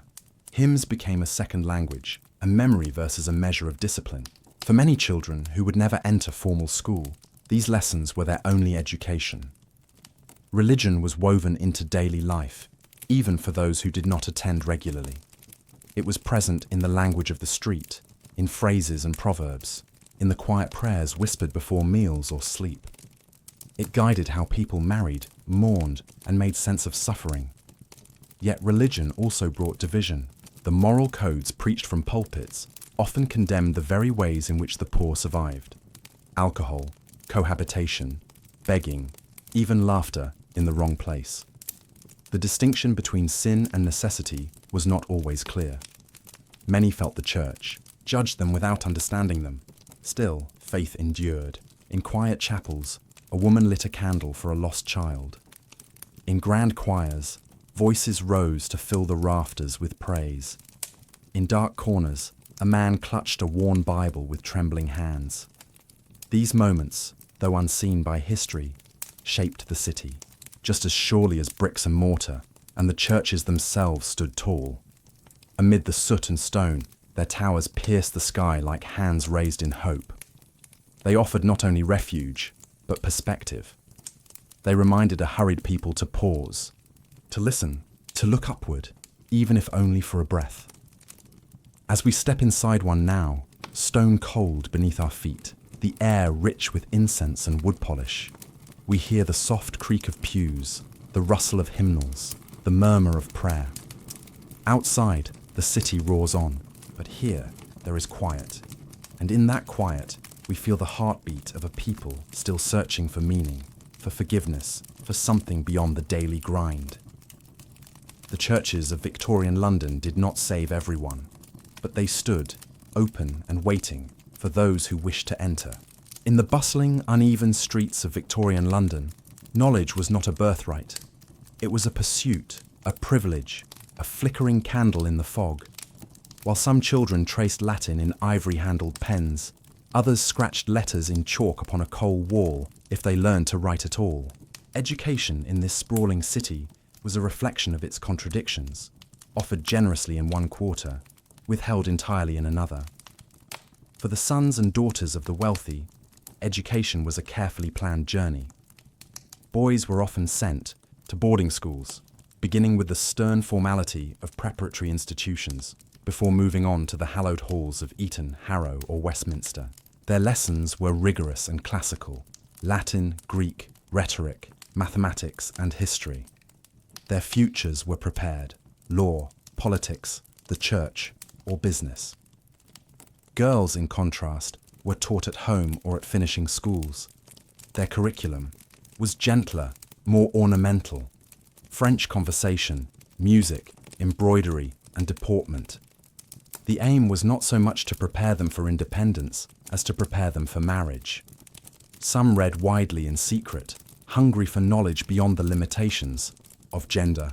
A few defied expectations entirely, becoming scholars, writers, or campaigners for women's education. For the vast majority of London's children, however, education was neither expected nor guaranteed. Many began work before they could read a full sentence. Their fingers learned stitches and soot before they learned letters.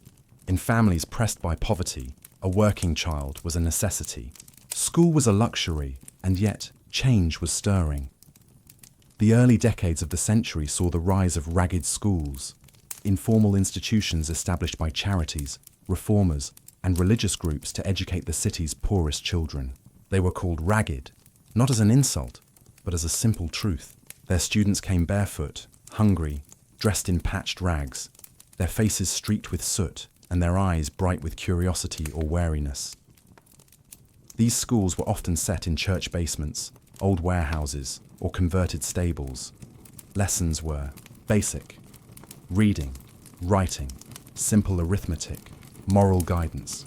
There were no uniforms, no polished desks, no grand libraries. But there were books, slates, kind teachers, and the rare blessing of structure. For many children, it was their first experience of being seen, a place where they could be more than a worker, more than a burden, more than a face in the crowd. They sang hymns, recited verses, and wrote their names proudly, each letter a quiet victory. The teachers in these schools were often volunteers, middle-class men and women moved by compassion and conviction. They were not always trained, but they were committed.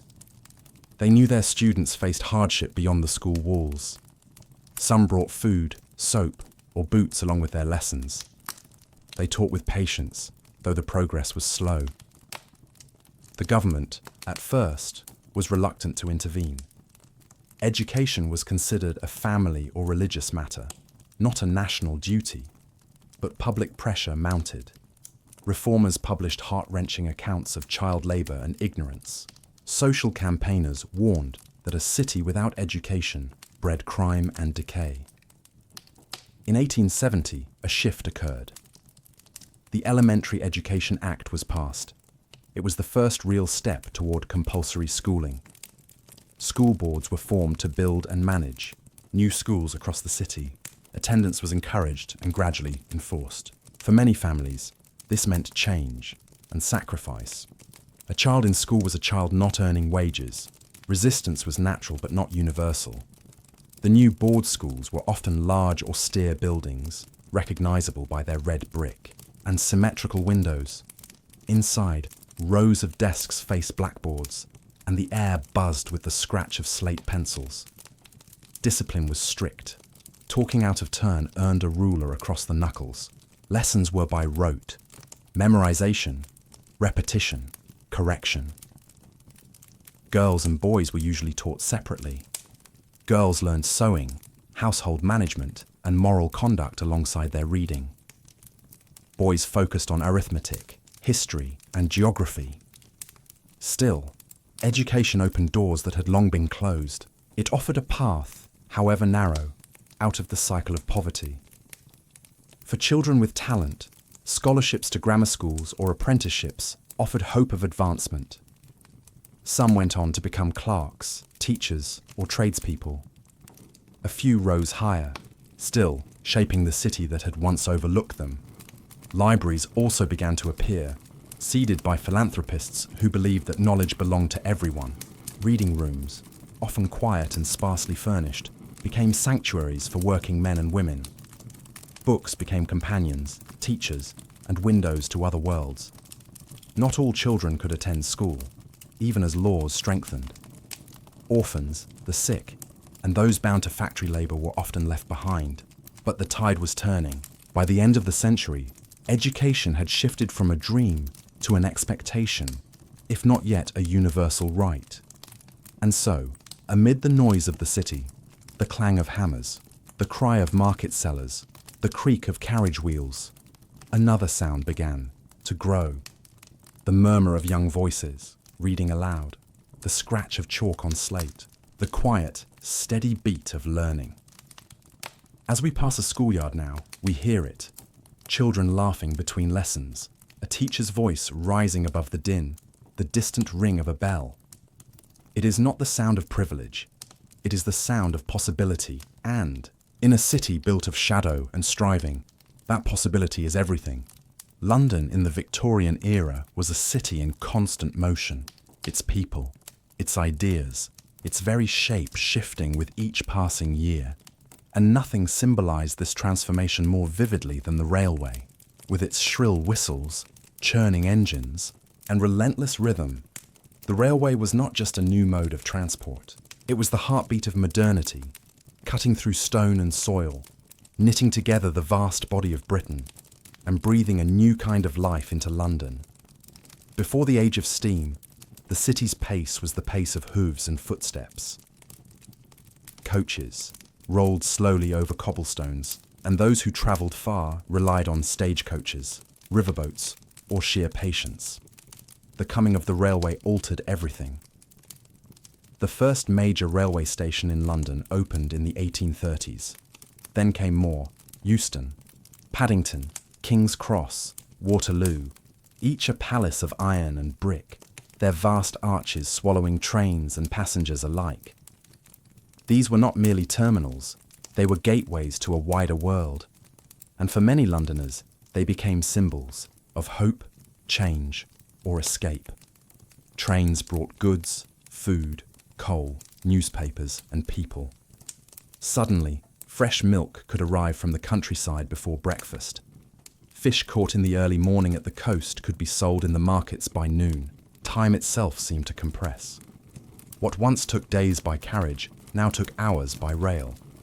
But the railway did more than connect cities. It reshaped London from within. It carved through neighbourhoods, displacing homes and markets to lay its tracks.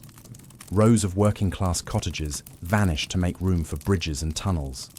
Entire communities found themselves moved, disrupted, or redefined. The tracks were often laid above or below street level, viaducts cutting like dark rivers through the city, or tunnels rumbling beneath the ground. At street level, soot and steam billowed around stations. The roar of engines joined the city's already noisy chorus, and new dangers emerged: collisions, derailments, and industrial accidents that left their mark on early commuters and railway workers alike. Still, the people came. The working class saw new opportunities. Railway construction offered jobs, though hard and dangerous. The navvies, men who dug and built the railways with picks and shovels, became a familiar sight. Mud-caked, weary, but proud. Once the lines were open, other jobs followed. Porters, ticket clerks, signalmen, guards, drivers. Passengers from every class passed through the stations. The wealthy had first-class compartments with padded seats and private space. The poor crowded into third class, bare benches, no windows, but a way forward nonetheless. Many made their first journey to London by train, clutching parcels and nervous dreams. Commuting, a term scarcely known before, became a daily ritual for a growing middle class. With the railway, one could live outside the noisy, crowded centre and still work within it. The suburbs began to grow, green spaces with modest villas, promising clean air and domestic tranquility. Families moved outward, following the rails, reshaping London's geography.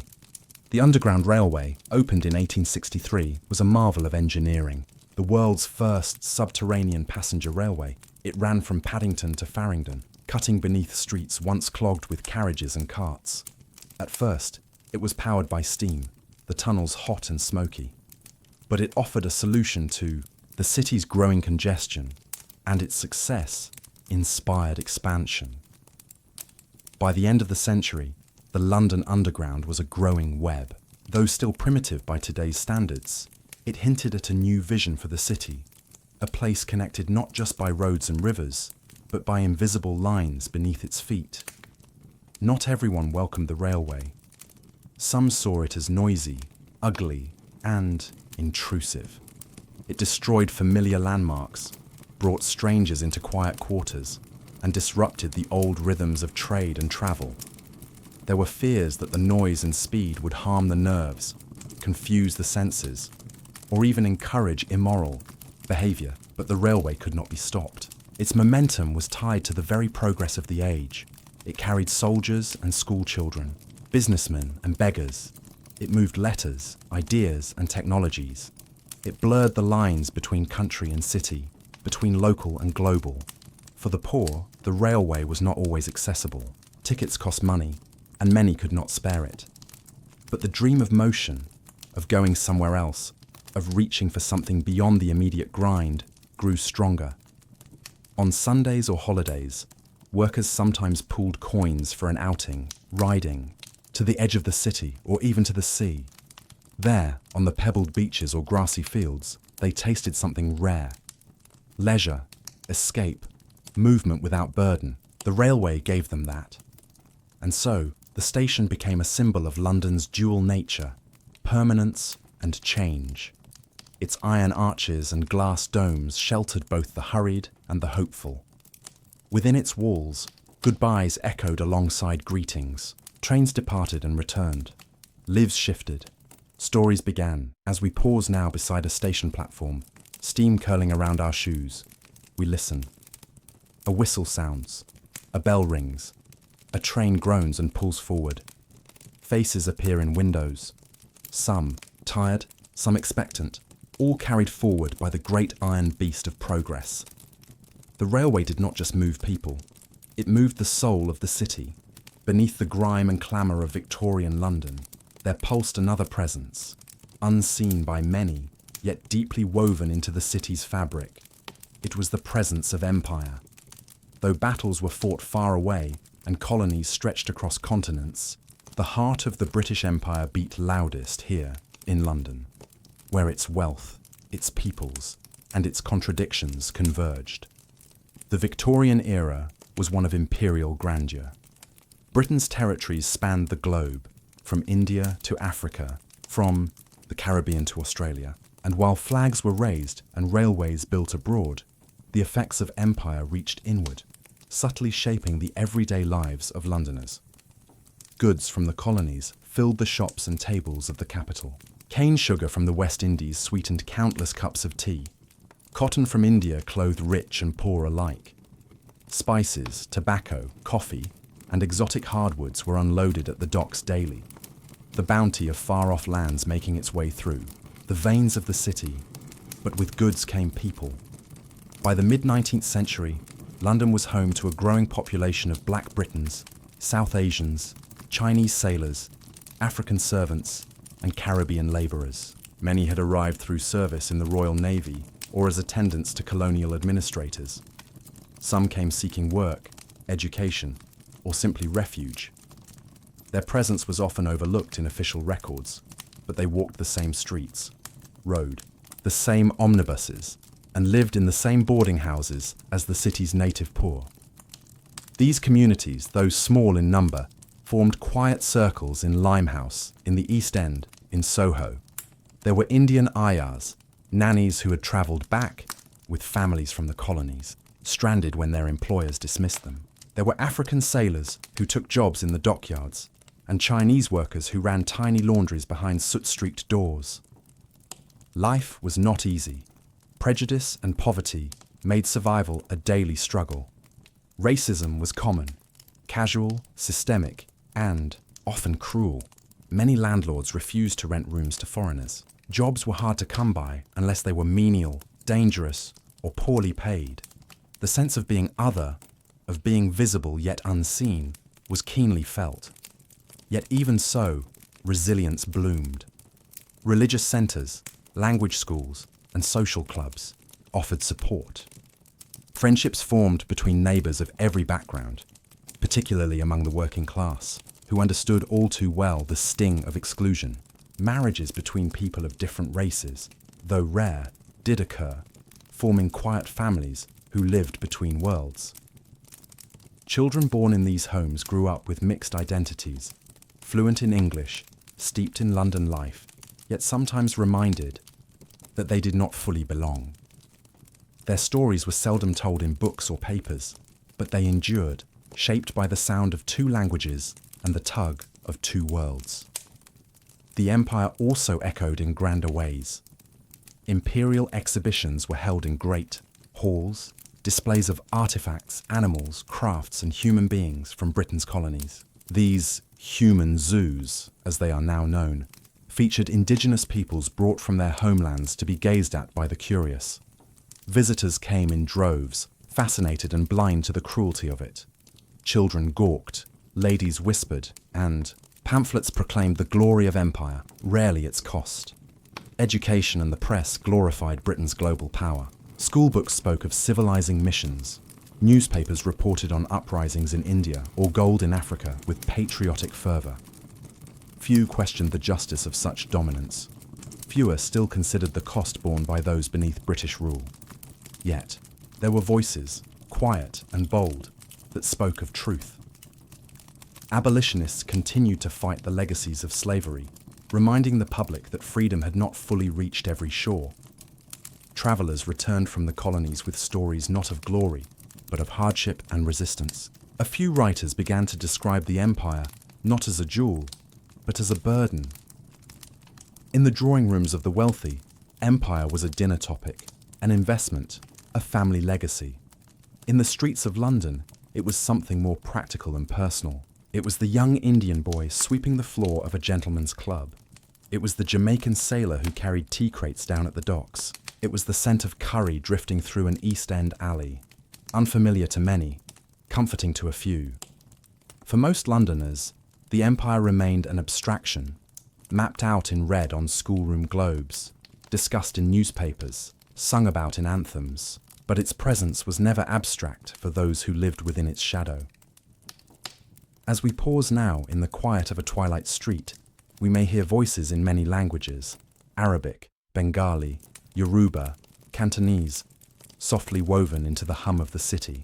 We may pass a face, a gesture, a story that speaks of distant lands and nearer truths. The empire was not only something Britain did, it was something Britain became. And in the narrow rooms and hidden courtyards of London, the echoes of that transformation can still be heard. Soft, but steady. In a city built on progress and ambition, death remained ever present. In the alleys and rooftops, in the parlours and graveyards, it crept silently, uninvited, but not unexpected. And yet, in Victorian London, death was not hidden away. It was honoured, ritualised, even romanticised. It held a place at the table, and it wore the trappings of black silk and solemn poetry. For Victorians, mourning was a practice both public and private. It was not merely an emotion, it was a ceremony, a duty, and often a burden. When someone died, whether in a grand home or a cold tenement, the wheels of mourning began to turn.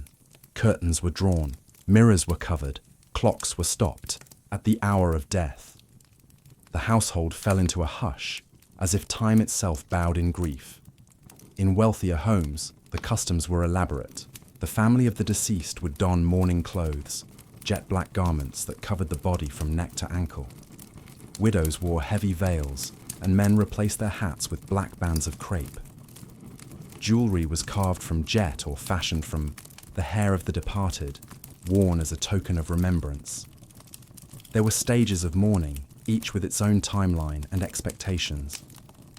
Deep mourning required total black and a sombre demeanour. Later stages allowed for shades of grey, lavender, or mauve. Social engagements were limited or forbidden. Grief, even when personal, was made visible for all to see. For those of modest means, mourning was no less sincere, though often less ornate. A black ribbon pinned to a dress, a simple armband, or a scrap of dyed cloth served as tribute.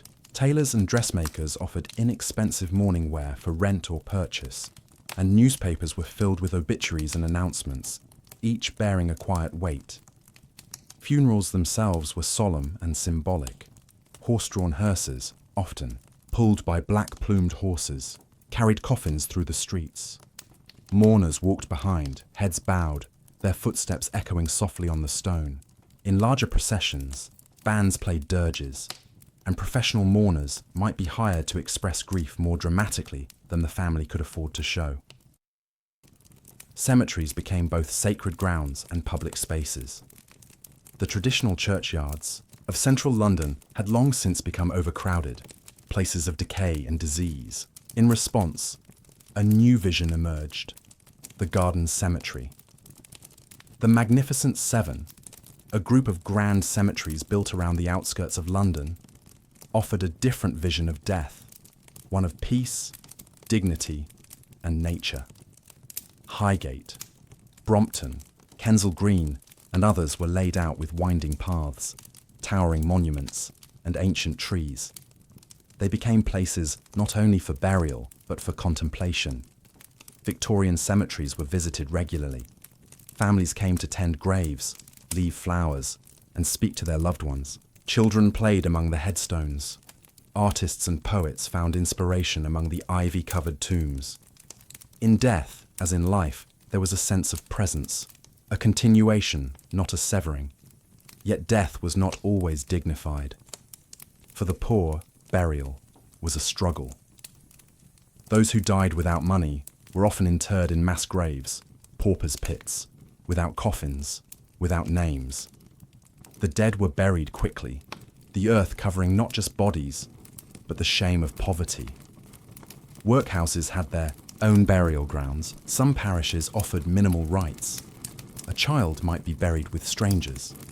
A mother laid to rest with no marker but memory. Reformers campaigned for better treatment of the dead, for paupers to be buried with the same care as any other soul.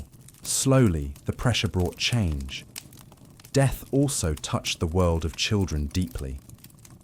Infant mortality was high. Diseases, malnutrition, and accidents stole young lives daily. Families often lost several children in a single lifetime, yet each loss was felt, each life mourned. Tiny coffins were carried through the streets, poems were written, hair was saved, names were whispered into the quiet. The Victorians did not flinch from death, they looked it in the eye.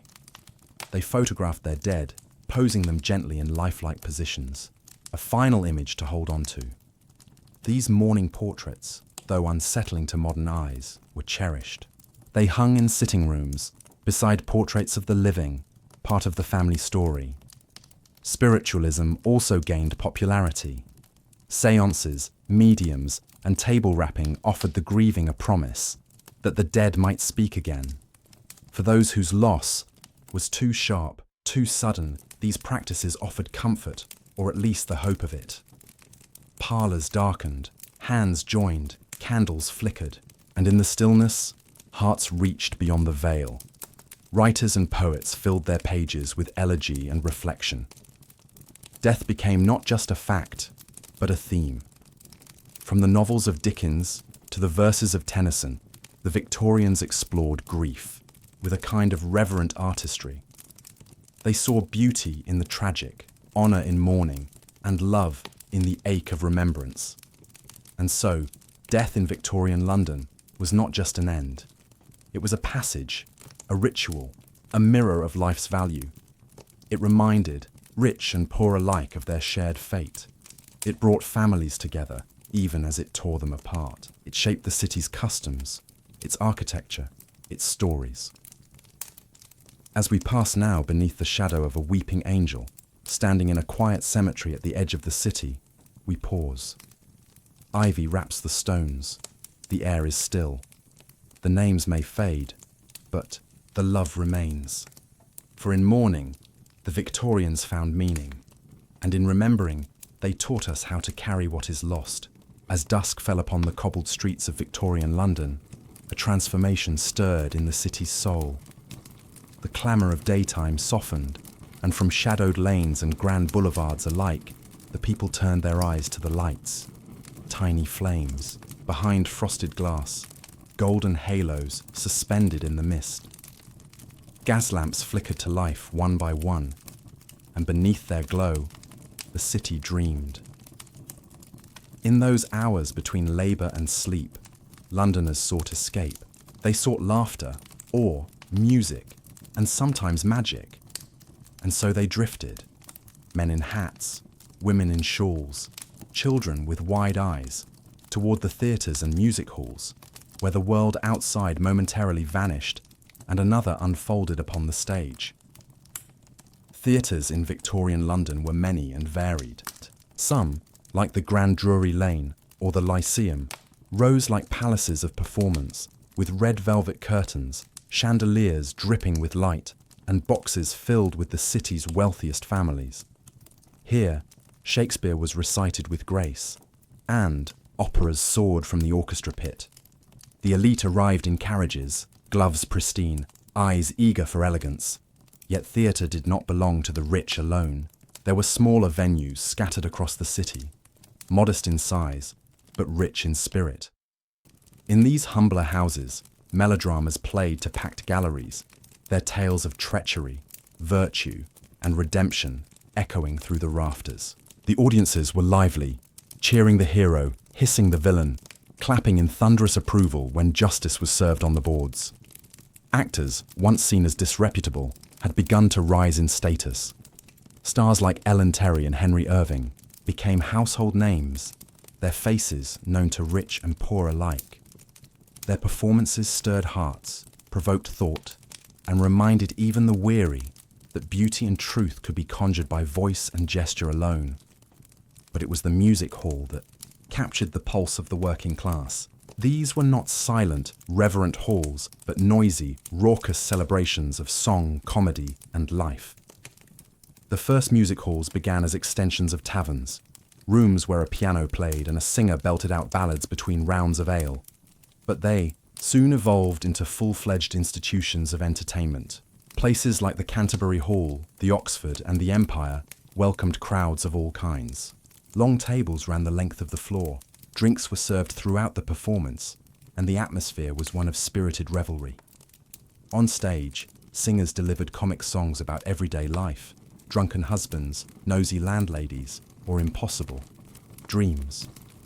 Dancers twirled, comedians jested, strongmen displayed their might, and acrobats soared to the rafters. The music hall was the voice of the people. It was rowdy, real, and unmistakably alive. The songs were catchy and often cheeky. The fee, Boy I Love is up in the gallery, Champagne Charlie, and Daisy Bell became hits sung in homes, streets, and factories. Audiences joined in the choruses, waving their pints, stamping their feet, laughing without shame. Women performers like Marie Lloyd rose to fame here, not for purity, but for boldness. She winked, she teased, she spoke directly to the crowd, her songs filled with double meanings and sharp wit. She was beloved, not just for her voice, but for her spirit. She embodied the humour, strength, and defiance of women who worked hard and asked for little. And still, there was magic. Magic shows, illusionists, shadow plays, all brought a sense of wonder to darkened stages. Gaslight shimmered over mirrors and smoke, making coins vanish and handkerchiefs dance. Children stared in amazement. Adults, too, allowed themselves to believe, if only for a moment, in the impossible. Behind the curtain, life was not easy for performers. Rehearsals were long, pay was uncertain, and travel was constant. Many lived in modest rooms, moving from venue to venue, clinging to applause as their wage and their reason. They fell ill, were replaced, and often forgotten. But they performed, night after night, turning hardship into joy. Some acts were dangerous. Fire eaters, knife throwers, aerialists, all took real risks. Accidents happened. Still, the show went on. For many, applause was worth the pain. It meant they were seen. It meant they mattered. The gaslight that lit the stage cast shadows too. Morality crusaders condemned the music halls as places of sin. They saw the laughter as crude, the songs as lewd, the crowds as vulgar. Efforts were made to censor acts, to limit performances, to close down venues deemed unfit. But the people returned, because they needed it. They needed the escape, the laughter, the light. In a city so often grey and hard, the theatres and music halls were lanterns in the dark. They reminded Londoners that life was more than labour, that joy was not reserved for the rich, and that art, be it grand or silly, polished or raw, belonged to everyone. And so, as we take our seats in the back of a crowded hall, the gas lamps flickering above, we feel the room tremble with anticipation. A piano chord rings out, the curtain lifts, a voice sings, high and clear, and for one golden hour, the world disappears. In this room of strangers, we are united, not by wealth, not by class, but by laughter and light. Amidst the fog and smoke, beyond the clamour of factories and the din of the market stalls, a quieter revolution unfolded in the parlours, bookshops, and reading rooms of Victorian London. It was a revolution of ideas, ink on paper, thought turned to movement, imagination stitched into sentences. In this city of labour and struggle, minds lit like lanterns, casting their glow into corners where none had shone before. London in the 19th century was not just a place of industry. It was a crucible of thinking. At its heart, the printed word ruled. Books, pamphlets, newspapers, and journals flowed through the city like a second bloodstream, carrying knowledge, debate, and story to readers rich and poor alike. The novel in particular came into full bloom. In dusty libraries and candle-lit kitchens, Londoners devoured the works of Charles Dickens, whose stories painted the very streets they knew, full of orphans, debtors, pickpockets, and clerks. With his serialized chapters released monthly, families would gather to read them aloud, their evenings filled with the trials of Oliver Twist, the mystery of Bleak House, the cheer and sorrow of A Christmas Carol. Dickens was not alone. George Eliot wrote with fierce empathy, her characters grappling with morality and change. The Bronte sisters, though writing from afar, were read passionately in the city's quieter quarters. Thomas Hardy, Anthony Trollope, and Wilkie Collins each left their mark, shaping the reading habits of a society increasingly literate and hungry for narrative. Reading was no longer a pastime for the elite alone. With rising literacy rates, aided by the spread of schooling and the reduction of paper taxes, more Londoners could access books and periodicals than ever before. Cheap penny dreadfuls provided thrills and chills for younger readers, filled with tales of pirates, ghosts, and crime. Serialized fiction in newspapers kept workers entertained through soap opera-like sagas, and circulating libraries, like the famed Mudie's Select Library, allowed readers to borrow books affordably, passing stories from hand to hand like treasure. Women, long denied formal access to education, were also finding their voice in print. Some used pen names to slip past prejudice, others wrote boldly in their own names. Mary Ann Evans became George Eliot. Elizabeth Barrett Browning filled her poetry with quiet defiance, and Florence Nightingale, known for her nursing, also wrote widely, her letters and treatises shaping the very policies of hospitals. But the written word did more than entertain. It ignited.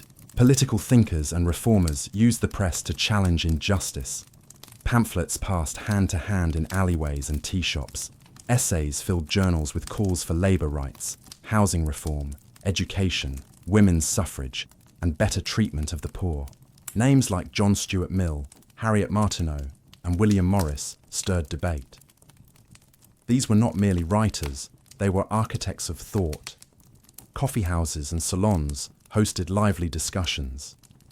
In small gatherings, the city's thinkers argued, late into the night, wrestling with philosophy, art, theology, and science. The scientific naturalists challenged traditional views, while spiritualists posed questions that left reason suspended. Debates over Darwin's theories raged from the halls of the Royal Society to whispered conversations in schoolrooms. Ideas crossed class boundaries, albeit unevenly. The working-class press, newspapers and journals written for and by labourers, emerged with courage. These publications championed the voice of the common man and woman, printed poetry alongside politics, and called for dignity where it had been denied. Art and literature were not merely luxuries, they were lifelines. A factory worker might tuck a dog-eared volume of Tennyson into his coat. A laundress might recite verses she'd memorized from a borrowed page. On Sundays, when the city rested, reading became a quiet act of personal freedom. In pages, one could travel, argue, weep, or dream.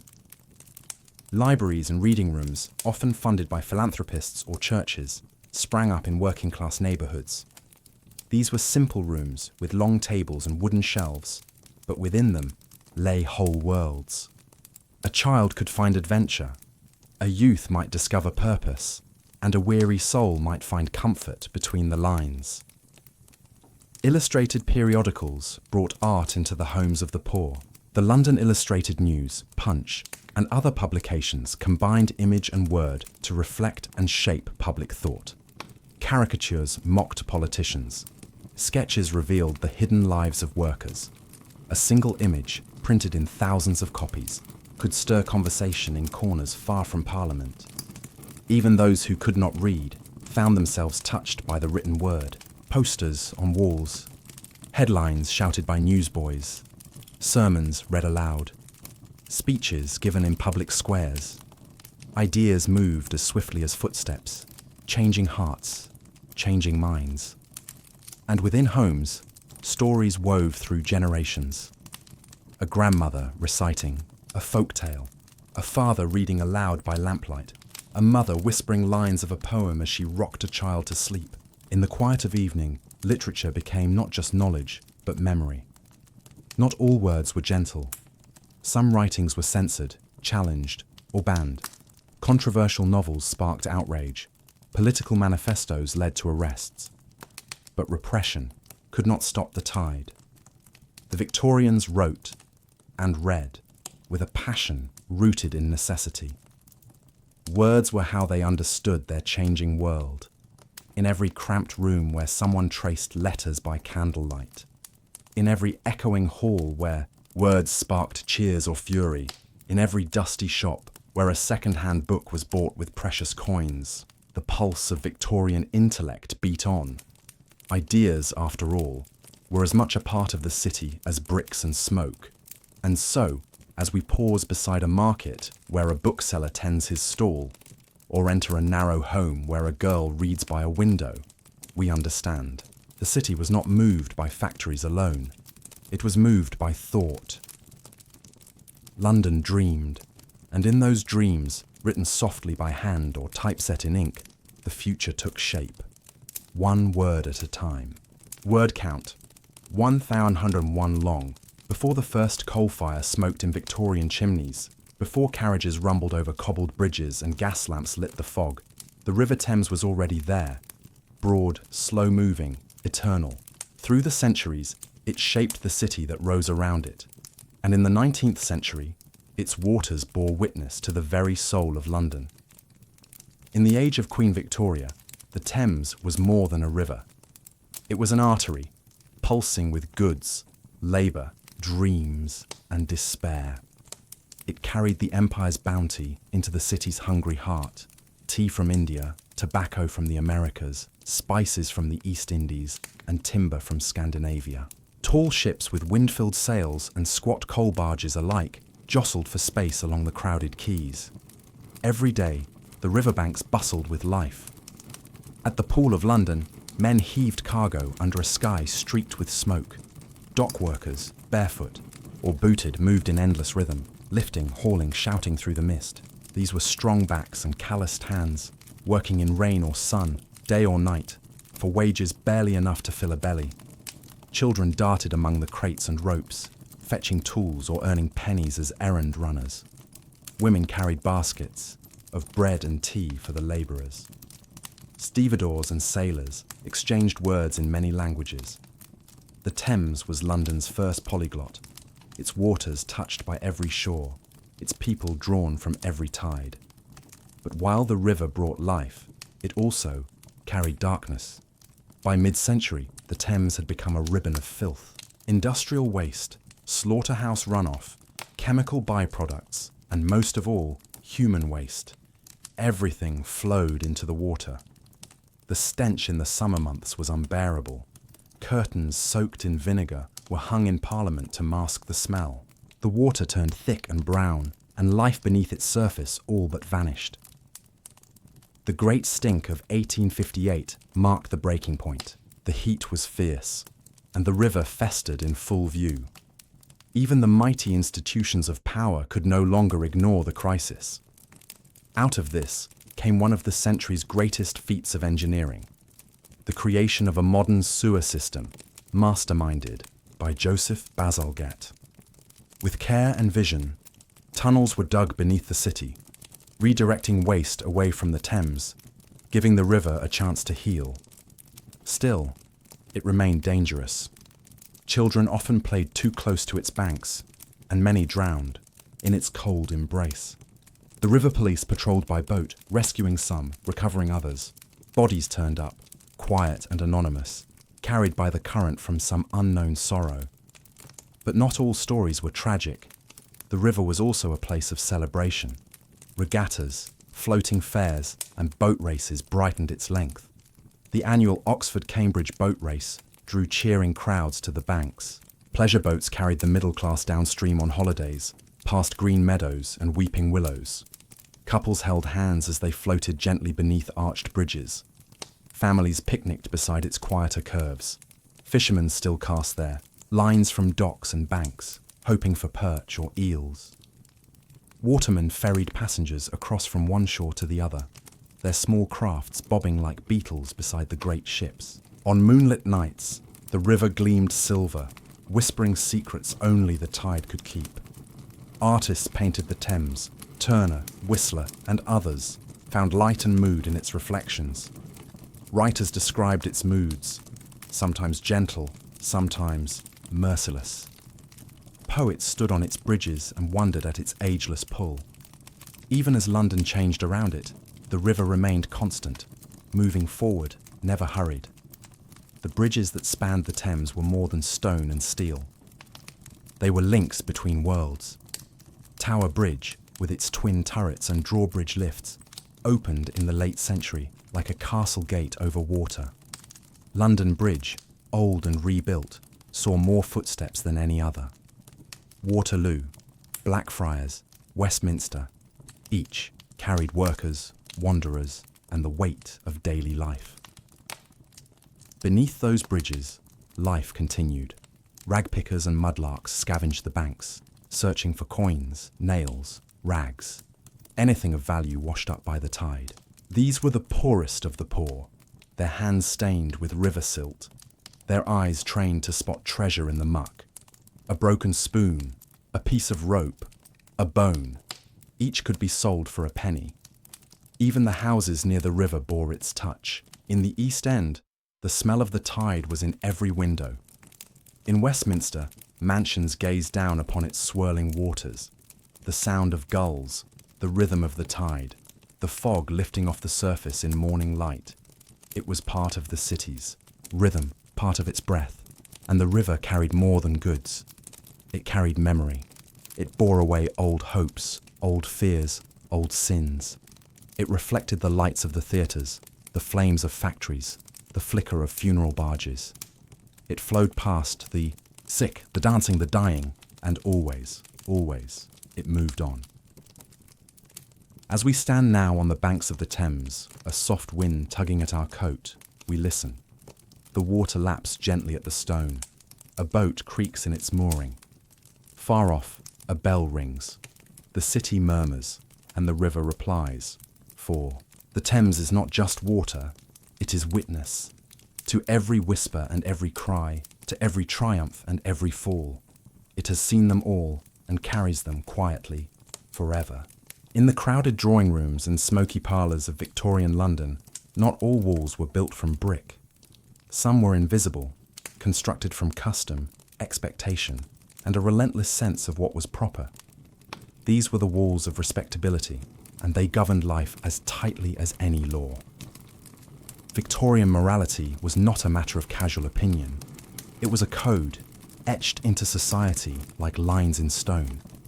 It told people how to behave, how to dress, what to say, whom to marry, and what to believe. It shaped how Londoners thought of themselves, how they looked at one another, and most deeply, how they judged. Respectability meant more than money.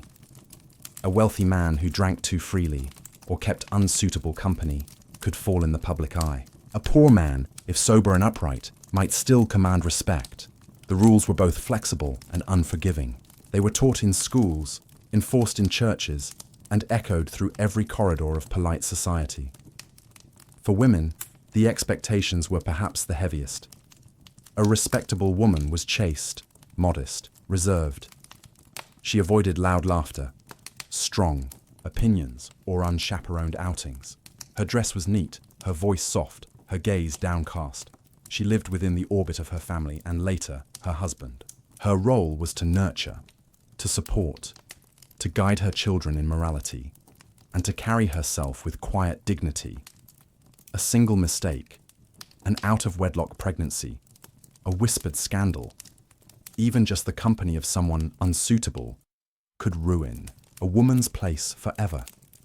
Reputation was fragile. Women who fell from this standard, even through no fault of their own, often found themselves ostracized, abandoned, and forced into lives of hardship or concealment. Men, too, were expected to uphold a certain ideal. A gentleman must be industrious, rational, well-spoken, and restrained. He should provide for his household, guide his wife and children, and keep his passions in check. Displays of emotion were discouraged. Vice, while sometimes indulged behind closed doors, was to be hidden. This ideal, though, was not equally enforced. A rich man's indiscretions were whispered about, while a poor man's failings were shouted from the rooftops. Double standards, especially between genders and classes, were common, but the idea of respectability remained powerful because it offered a sense of place, a way to be seen, to be accepted, to belong. Clothing became a visible badge of moral standing. The proper cut of a coat, the modest hem of a dress, the quality and cleanliness of fabric, all signaled who one was and how one lived. Even the very poor aspired to present themselves with dignity. A girl might wear her only good shawl to church. A boy might polish borrowed boots before a job interview. These details mattered deeply. Home life, too, was shaped by this code. The ideal Victorian family was often portrayed in engravings and magazines. A stern but loving father, a nurturing mother, obedient children gathered by the hearth. In reality, such families were rare, especially among the working classes. But the image influenced how people arranged their lives. Fathers tried to provide. Mothers sacrificed for their children. Sons were expected to be honourable. Daughters, pure. Church attendance was central. Morality was not just social, it was spiritual. Sermons warned against drink, gambling, idleness, and impure thoughts. Even literature and art were expected to reflect these values. Novels often ended with sin punished and virtue rewarded. Paintings favoured scenes of domestic calm and moral instruction. But beneath the surface, the struggle was real. Life in London was hard. People failed. They made mistakes. They broke the rules, or couldn't afford to follow them. And when they did, the judgment was swift. A lost job, a broken engagement, a shunned family name. Respectability was a ladder and a trap. The gap between appearance and reality often yawned wide. Families that seemed respectable might be burdened with debt or secrets. A woman praised in public might cry in silence behind her shutters.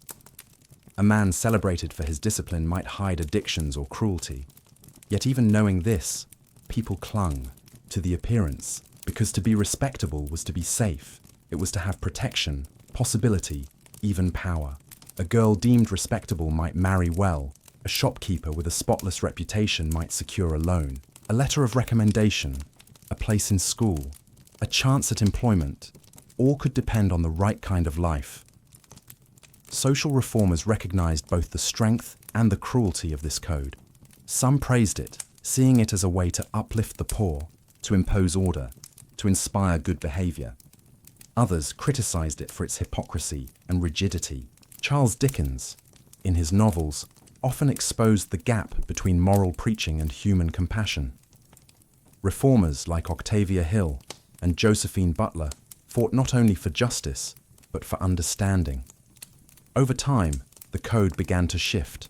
Toward the end of the century, new voices rose. Artists and thinkers challenged the idea that morality could be worn like a uniform. Writers like Oscar Wilde satirized the obsession with appearances. The suffrage movement began to question the roles assigned to women. The labor movement asked whether morality without fairness was anything more than control. Still, for most Londoners, the weight remained. They rose each day, dressed with care, spoke with restraint, tried to walk the narrow line. They taught their children to do the same. And so, as we step now into a modest parlour, where a clock ticks softly on the mantel and a mother brushes her daughter's hair before Sunday service, we feel it, the quiet pressure of expectation. The teacups are neatly arranged, the floor is clean. The family sits in silence, waiting for the bell. Outside, the city roars.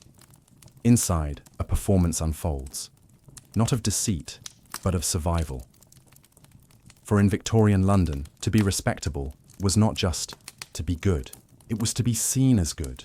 And in that narrow difference, whole lives were lived. In a city as vast and unyielding as Victorian London, it was easy to feel forgotten. Among the fog-choked alleys and soot-darkened tenements, among the aching feet of child labourers and the hollow gazes of the poor, despair lingered like the smoke in the sky. And yet, even in such places, perhaps especially in such places, there were lights that refused to go out. These were the lights of charity, of reform, of quiet compassion. They flickered in chapels, in kitchens, in the hearts of women and men who saw suffering not as punishment, but as a call. Though the age was known for industry and empire, it was also an age of empathy, measured not in grand speeches, but in warm bowls of soup, clean bandages, and patient voices. Philanthropy in Victorian London wore many faces. Some gave money, some gave time, some gave their entire lives. They came from many backgrounds: clergymen and teachers, aristocrats and widows, businessmen and beggars turned saviours. Some were driven by faith, others by loss, and many by the simple conviction that something had to be done. One of the most visible figures of the age was Florence Nightingale, known to many simply as the Lady with the Lamp. Though famed for her work during the Crimean War, her influence reached deep into London. She revolutionized nursing, established training schools, and raised awareness of sanitation and health, especially in the poorest districts. Her calm, methodical work saved lives not with fanfare, but with soap, statistics, and silence. Other women, like Octavia Hill, brought a different kind of reform. Troubled by the squalor of working-class housing, she pioneered efforts to manage and improve tenement living. Rather than simply offer charity, she believed in stewardship, clean homes, fair rents, and dignity for tenants. She walked the very stairs of those she housed, speaking to them, knowing them. Her approach was both practical and profoundly personal. Ragged schools, as we have seen, offered more than literacy. They offered a hand into a better life. The teachers, in these schools, often unpaid and overworked, laboured in freezing rooms with few resources. They stitched together lessons from scraps and hope. They knew their pupils might not stay long, but while they were there, They would be seen, heard, and valued. Mission halls and soup kitchens dotted the city.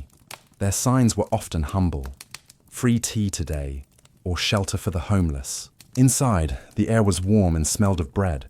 For many, it was the only meal they would eat that day. Volunteers ladled broth, washed clothes, taught hymns and morals. Some spoke of heaven, others simply offered a chair and a smile. There were homes for fallen women, orphanages, refugees for the blind or disabled. Some were stern, others gentle. Not all did good equally, and some judged as much as they helped. But the best among them offered safety, real, tender safety, in a world that so often forgot how to be kind. The Salvation Army, founded in 1865, marched into the city's darkest quarters with brass bands and open arms. They preached salvation, but also gave practical aid: food, jobs, housing. Their red uniforms became symbols of hope, especially in neighborhoods where despair had taken root. They faced ridicule, resistance, even violence, but they stayed. Medical care, too, found its reformers. Elizabeth Garrett Anderson, the first woman in Britain to qualify as a physician, opened clinics for women and children in London's East End. She fought not just for health, but for the right of women to heal. Her legacy was one of courage, logic, and an unflinching gaze toward justice. Many reforms were small: a warm coat delivered quietly in the night, a bed made clean, a letter written on behalf of a grieving widow, a hand held in a moment of doubt. These acts, unrecorded, formed the unseen web of compassion that held parts of the city together. Not all reformers were gentle. Some were fierce in their efforts to reshape society. They called for laws to protect children, for better wages, for shorter working hours. They lobbied Parliament, marched in the streets, published pamphlets that drew attention and outrage. They were mocked, dismissed, and threatened, but they endured, because they saw and refused to look away. Even the arts took part. Writers like Dickens, Kingsley, and Gaskell illuminated the plight of the poor through fiction. Their readers, often far from poverty themselves, were moved to think, to question, to act. A single story could shift perception.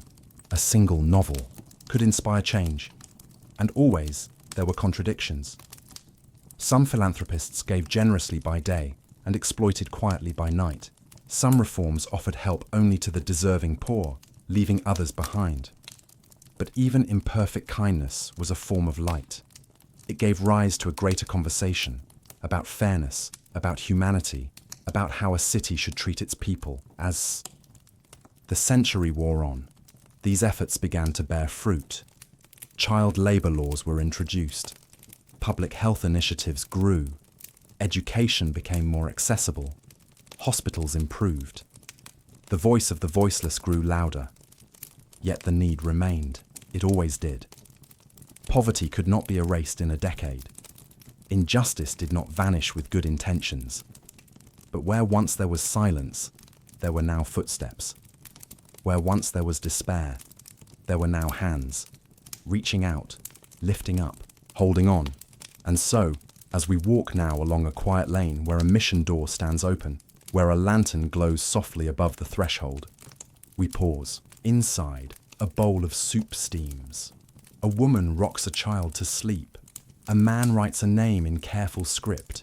These are not headlines. These are not grand acts, but they are real. In Victorian London, kindness did not shout. It whispered, and in that whisper, lives were changed. As the 19th century drew to a close, the great engine of Victorian London did not stop. It shifted. The wheels of progress, once fueled by coal and colonial ambition, began to turn toward new questions. What kind of city would London become, and who, among its millions, would have a voice in that future? The final decades of Queen Victoria's reign were filled with tension and transformation. The grandeur of empire still shone brightly in official portraits and public buildings, but beneath the surface, murmurs of unrest stirred in tenement halls and public squares. The poor were no longer content to suffer quietly. Women were no longer willing to wait silently. The city was not yet changed, but it was no longer the same.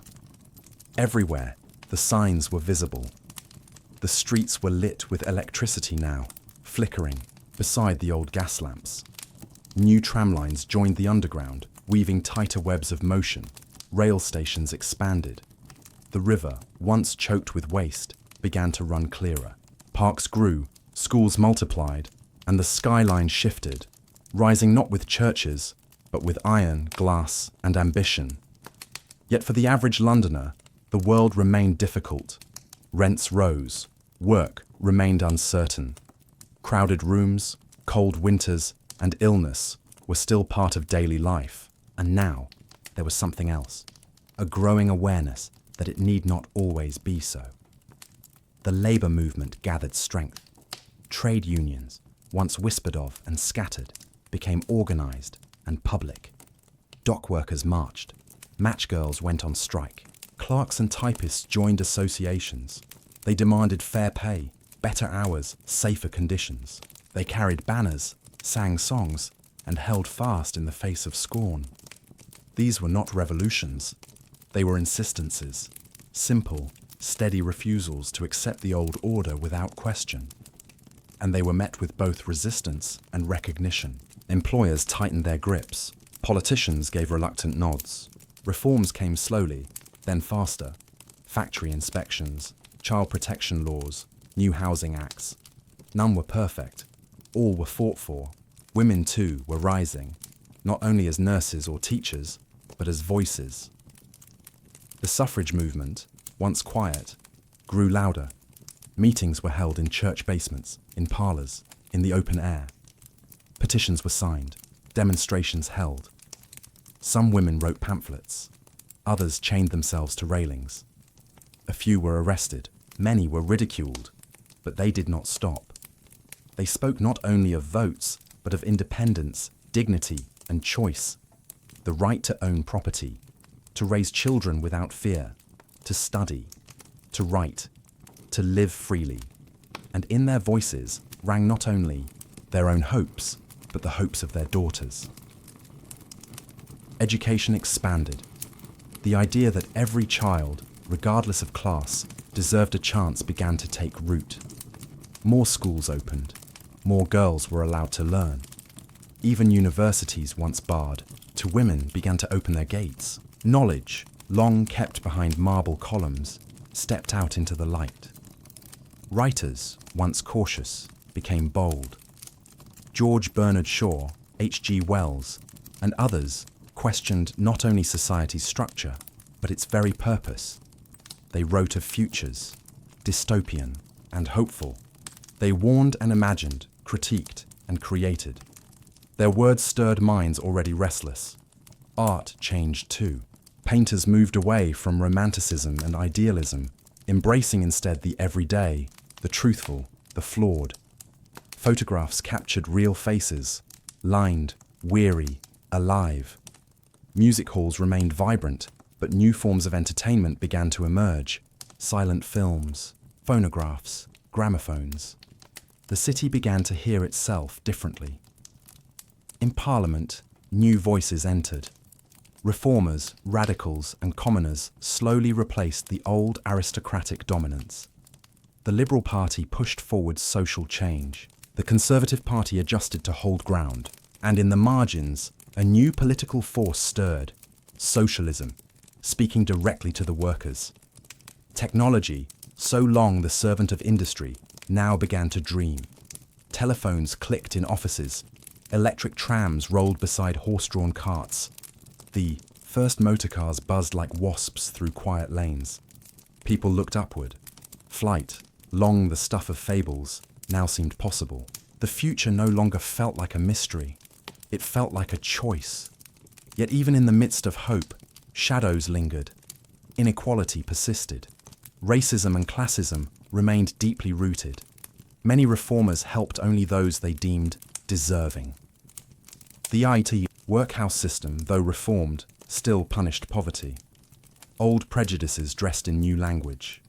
Old fears wore new faces. But the tide had turned. people began to speak not just of charity, but of rights. Not just of morality, but of justice. And the city, once a place of survival, began to murmur about the possibility of something more. As Queen Victoria's long reign came to an end in 1901, the nation mourned not only a monarch, but an era. Her death marked the closing of a chapter, one written in coal smoke, blood, lace, and determination. Yet even as black armbands were tied and church bells tolled, London moved forward. Children still raced through alleys. Couples still walked the riverbanks. Newspapers still landed on doorsteps. And in quiet corners, hands still reached out to teach, to feed, to hold, because the city had changed. And it had not. But now, at least, it had begun to hope. And so, as we look now across the rooftops, the chimneys softer against the twilight sky, we feel the stir of something new. A wind, perhaps, or a question. What comes next? The century turns, the lamps flicker, and the city breathes. The gas lamps have dimmed. The carriages have rolled away.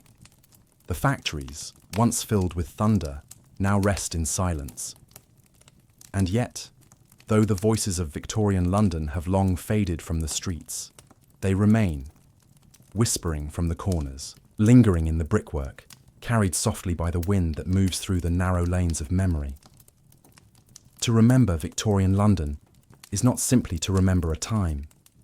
It is to recall a feeling, a rhythm, a scent, a distant echo of life, both hard and beautiful. It is to walk where millions once walked, to stand where they stood, and to ask quietly as they once did. What does it mean to live with dignity in a world that does not always offer it? The stories we have wandered through, of chimney sweeps, and seamstresses, dock workers and duchesses, writers and ragpickers, are not frozen in history books. They are alive in us, in the shape of the city's skyline, in the language we speak, in the ideas we still hold dear, and in those we continue to question. London was never a place of easy answers. It was contradiction made stone.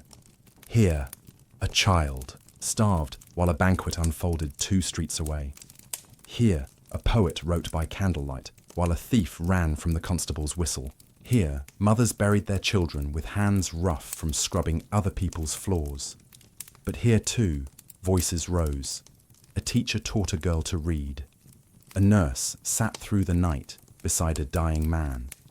A woman opened her door to a stranger and gave him bread. These moments, invisible to maps and monuments, are the true shape of the city. What made Victorian London so human was not its greatness, though it had that. It was not its empire, though that shadow loomed large. It was its endurance, the quiet defiance of ordinary people, their insistence on love and laughter, even when life was grim. In the lace curtain pulled back to let in a sliver of sun, in the hymns sung off-key by street children, in the soft brush of boots through a fogged alley, in every heartbeat that kept going, despite everything. This is where the city lived. Today, the London they knew is gone, yet not vanished. The docks are quieter, the factories repurposed, the workhouses shuttered, but walk along the Thames at dawn, and you may still feel it. The breath of steam on the wind, the hush of early footsteps, the sense that just around the corner, something ancient lingers. Beneath the city's modern rhythms lies the deep drum of memory. A railing once clutched by a factory girl, a stairwell once swept by a child, a bench where a widow once sat to watch the river and remember her husband's hands. These are not listed in guidebooks, but they are real. They are sacred. 2. Visit Victorian London now is to see ghosts not of fear, but of feeling. To honour not the grand achievements, but the small mercies. To walk softly, knowing the ground beneath you was once trod by those who dreamed of a future kinder than their own world had been. And what of us, the listeners of this long tale? We too are shaped by cities and systems. We too carry burdens, not always seen. But perhaps, in remembering them, those forgotten souls of the 19th century, we come a little closer to understanding ourselves. We see that strength wears many faces. That kindness matters, even when no one is watching. That every life, however humble, has its place in history. Victorian London was brutal, yes, but it was also brave. It was wounded, but it was willing. It was divided, and still, it held together. By stories, by songs, by the stubborn spark of the human spirit. As the last gaslight dims in our imagination, as the final page turns, let us carry something with us. Not sorrow, though there was much of it. Not fear, though that too had its hour. But tenderness, for those who came before. For the girl who stitched late into the night. For the boy who ran messages through the rain. For the mother who gave everything. For the writer who dared to speak. They were here. And because they were, so are we. So now, with the night deepening around us, let us close our eyes. Let the echoes settle. Let the dust fall gently. And let the city at last rest. For though the fog has lifted and the bells have ceased, the story remains. Softly, always.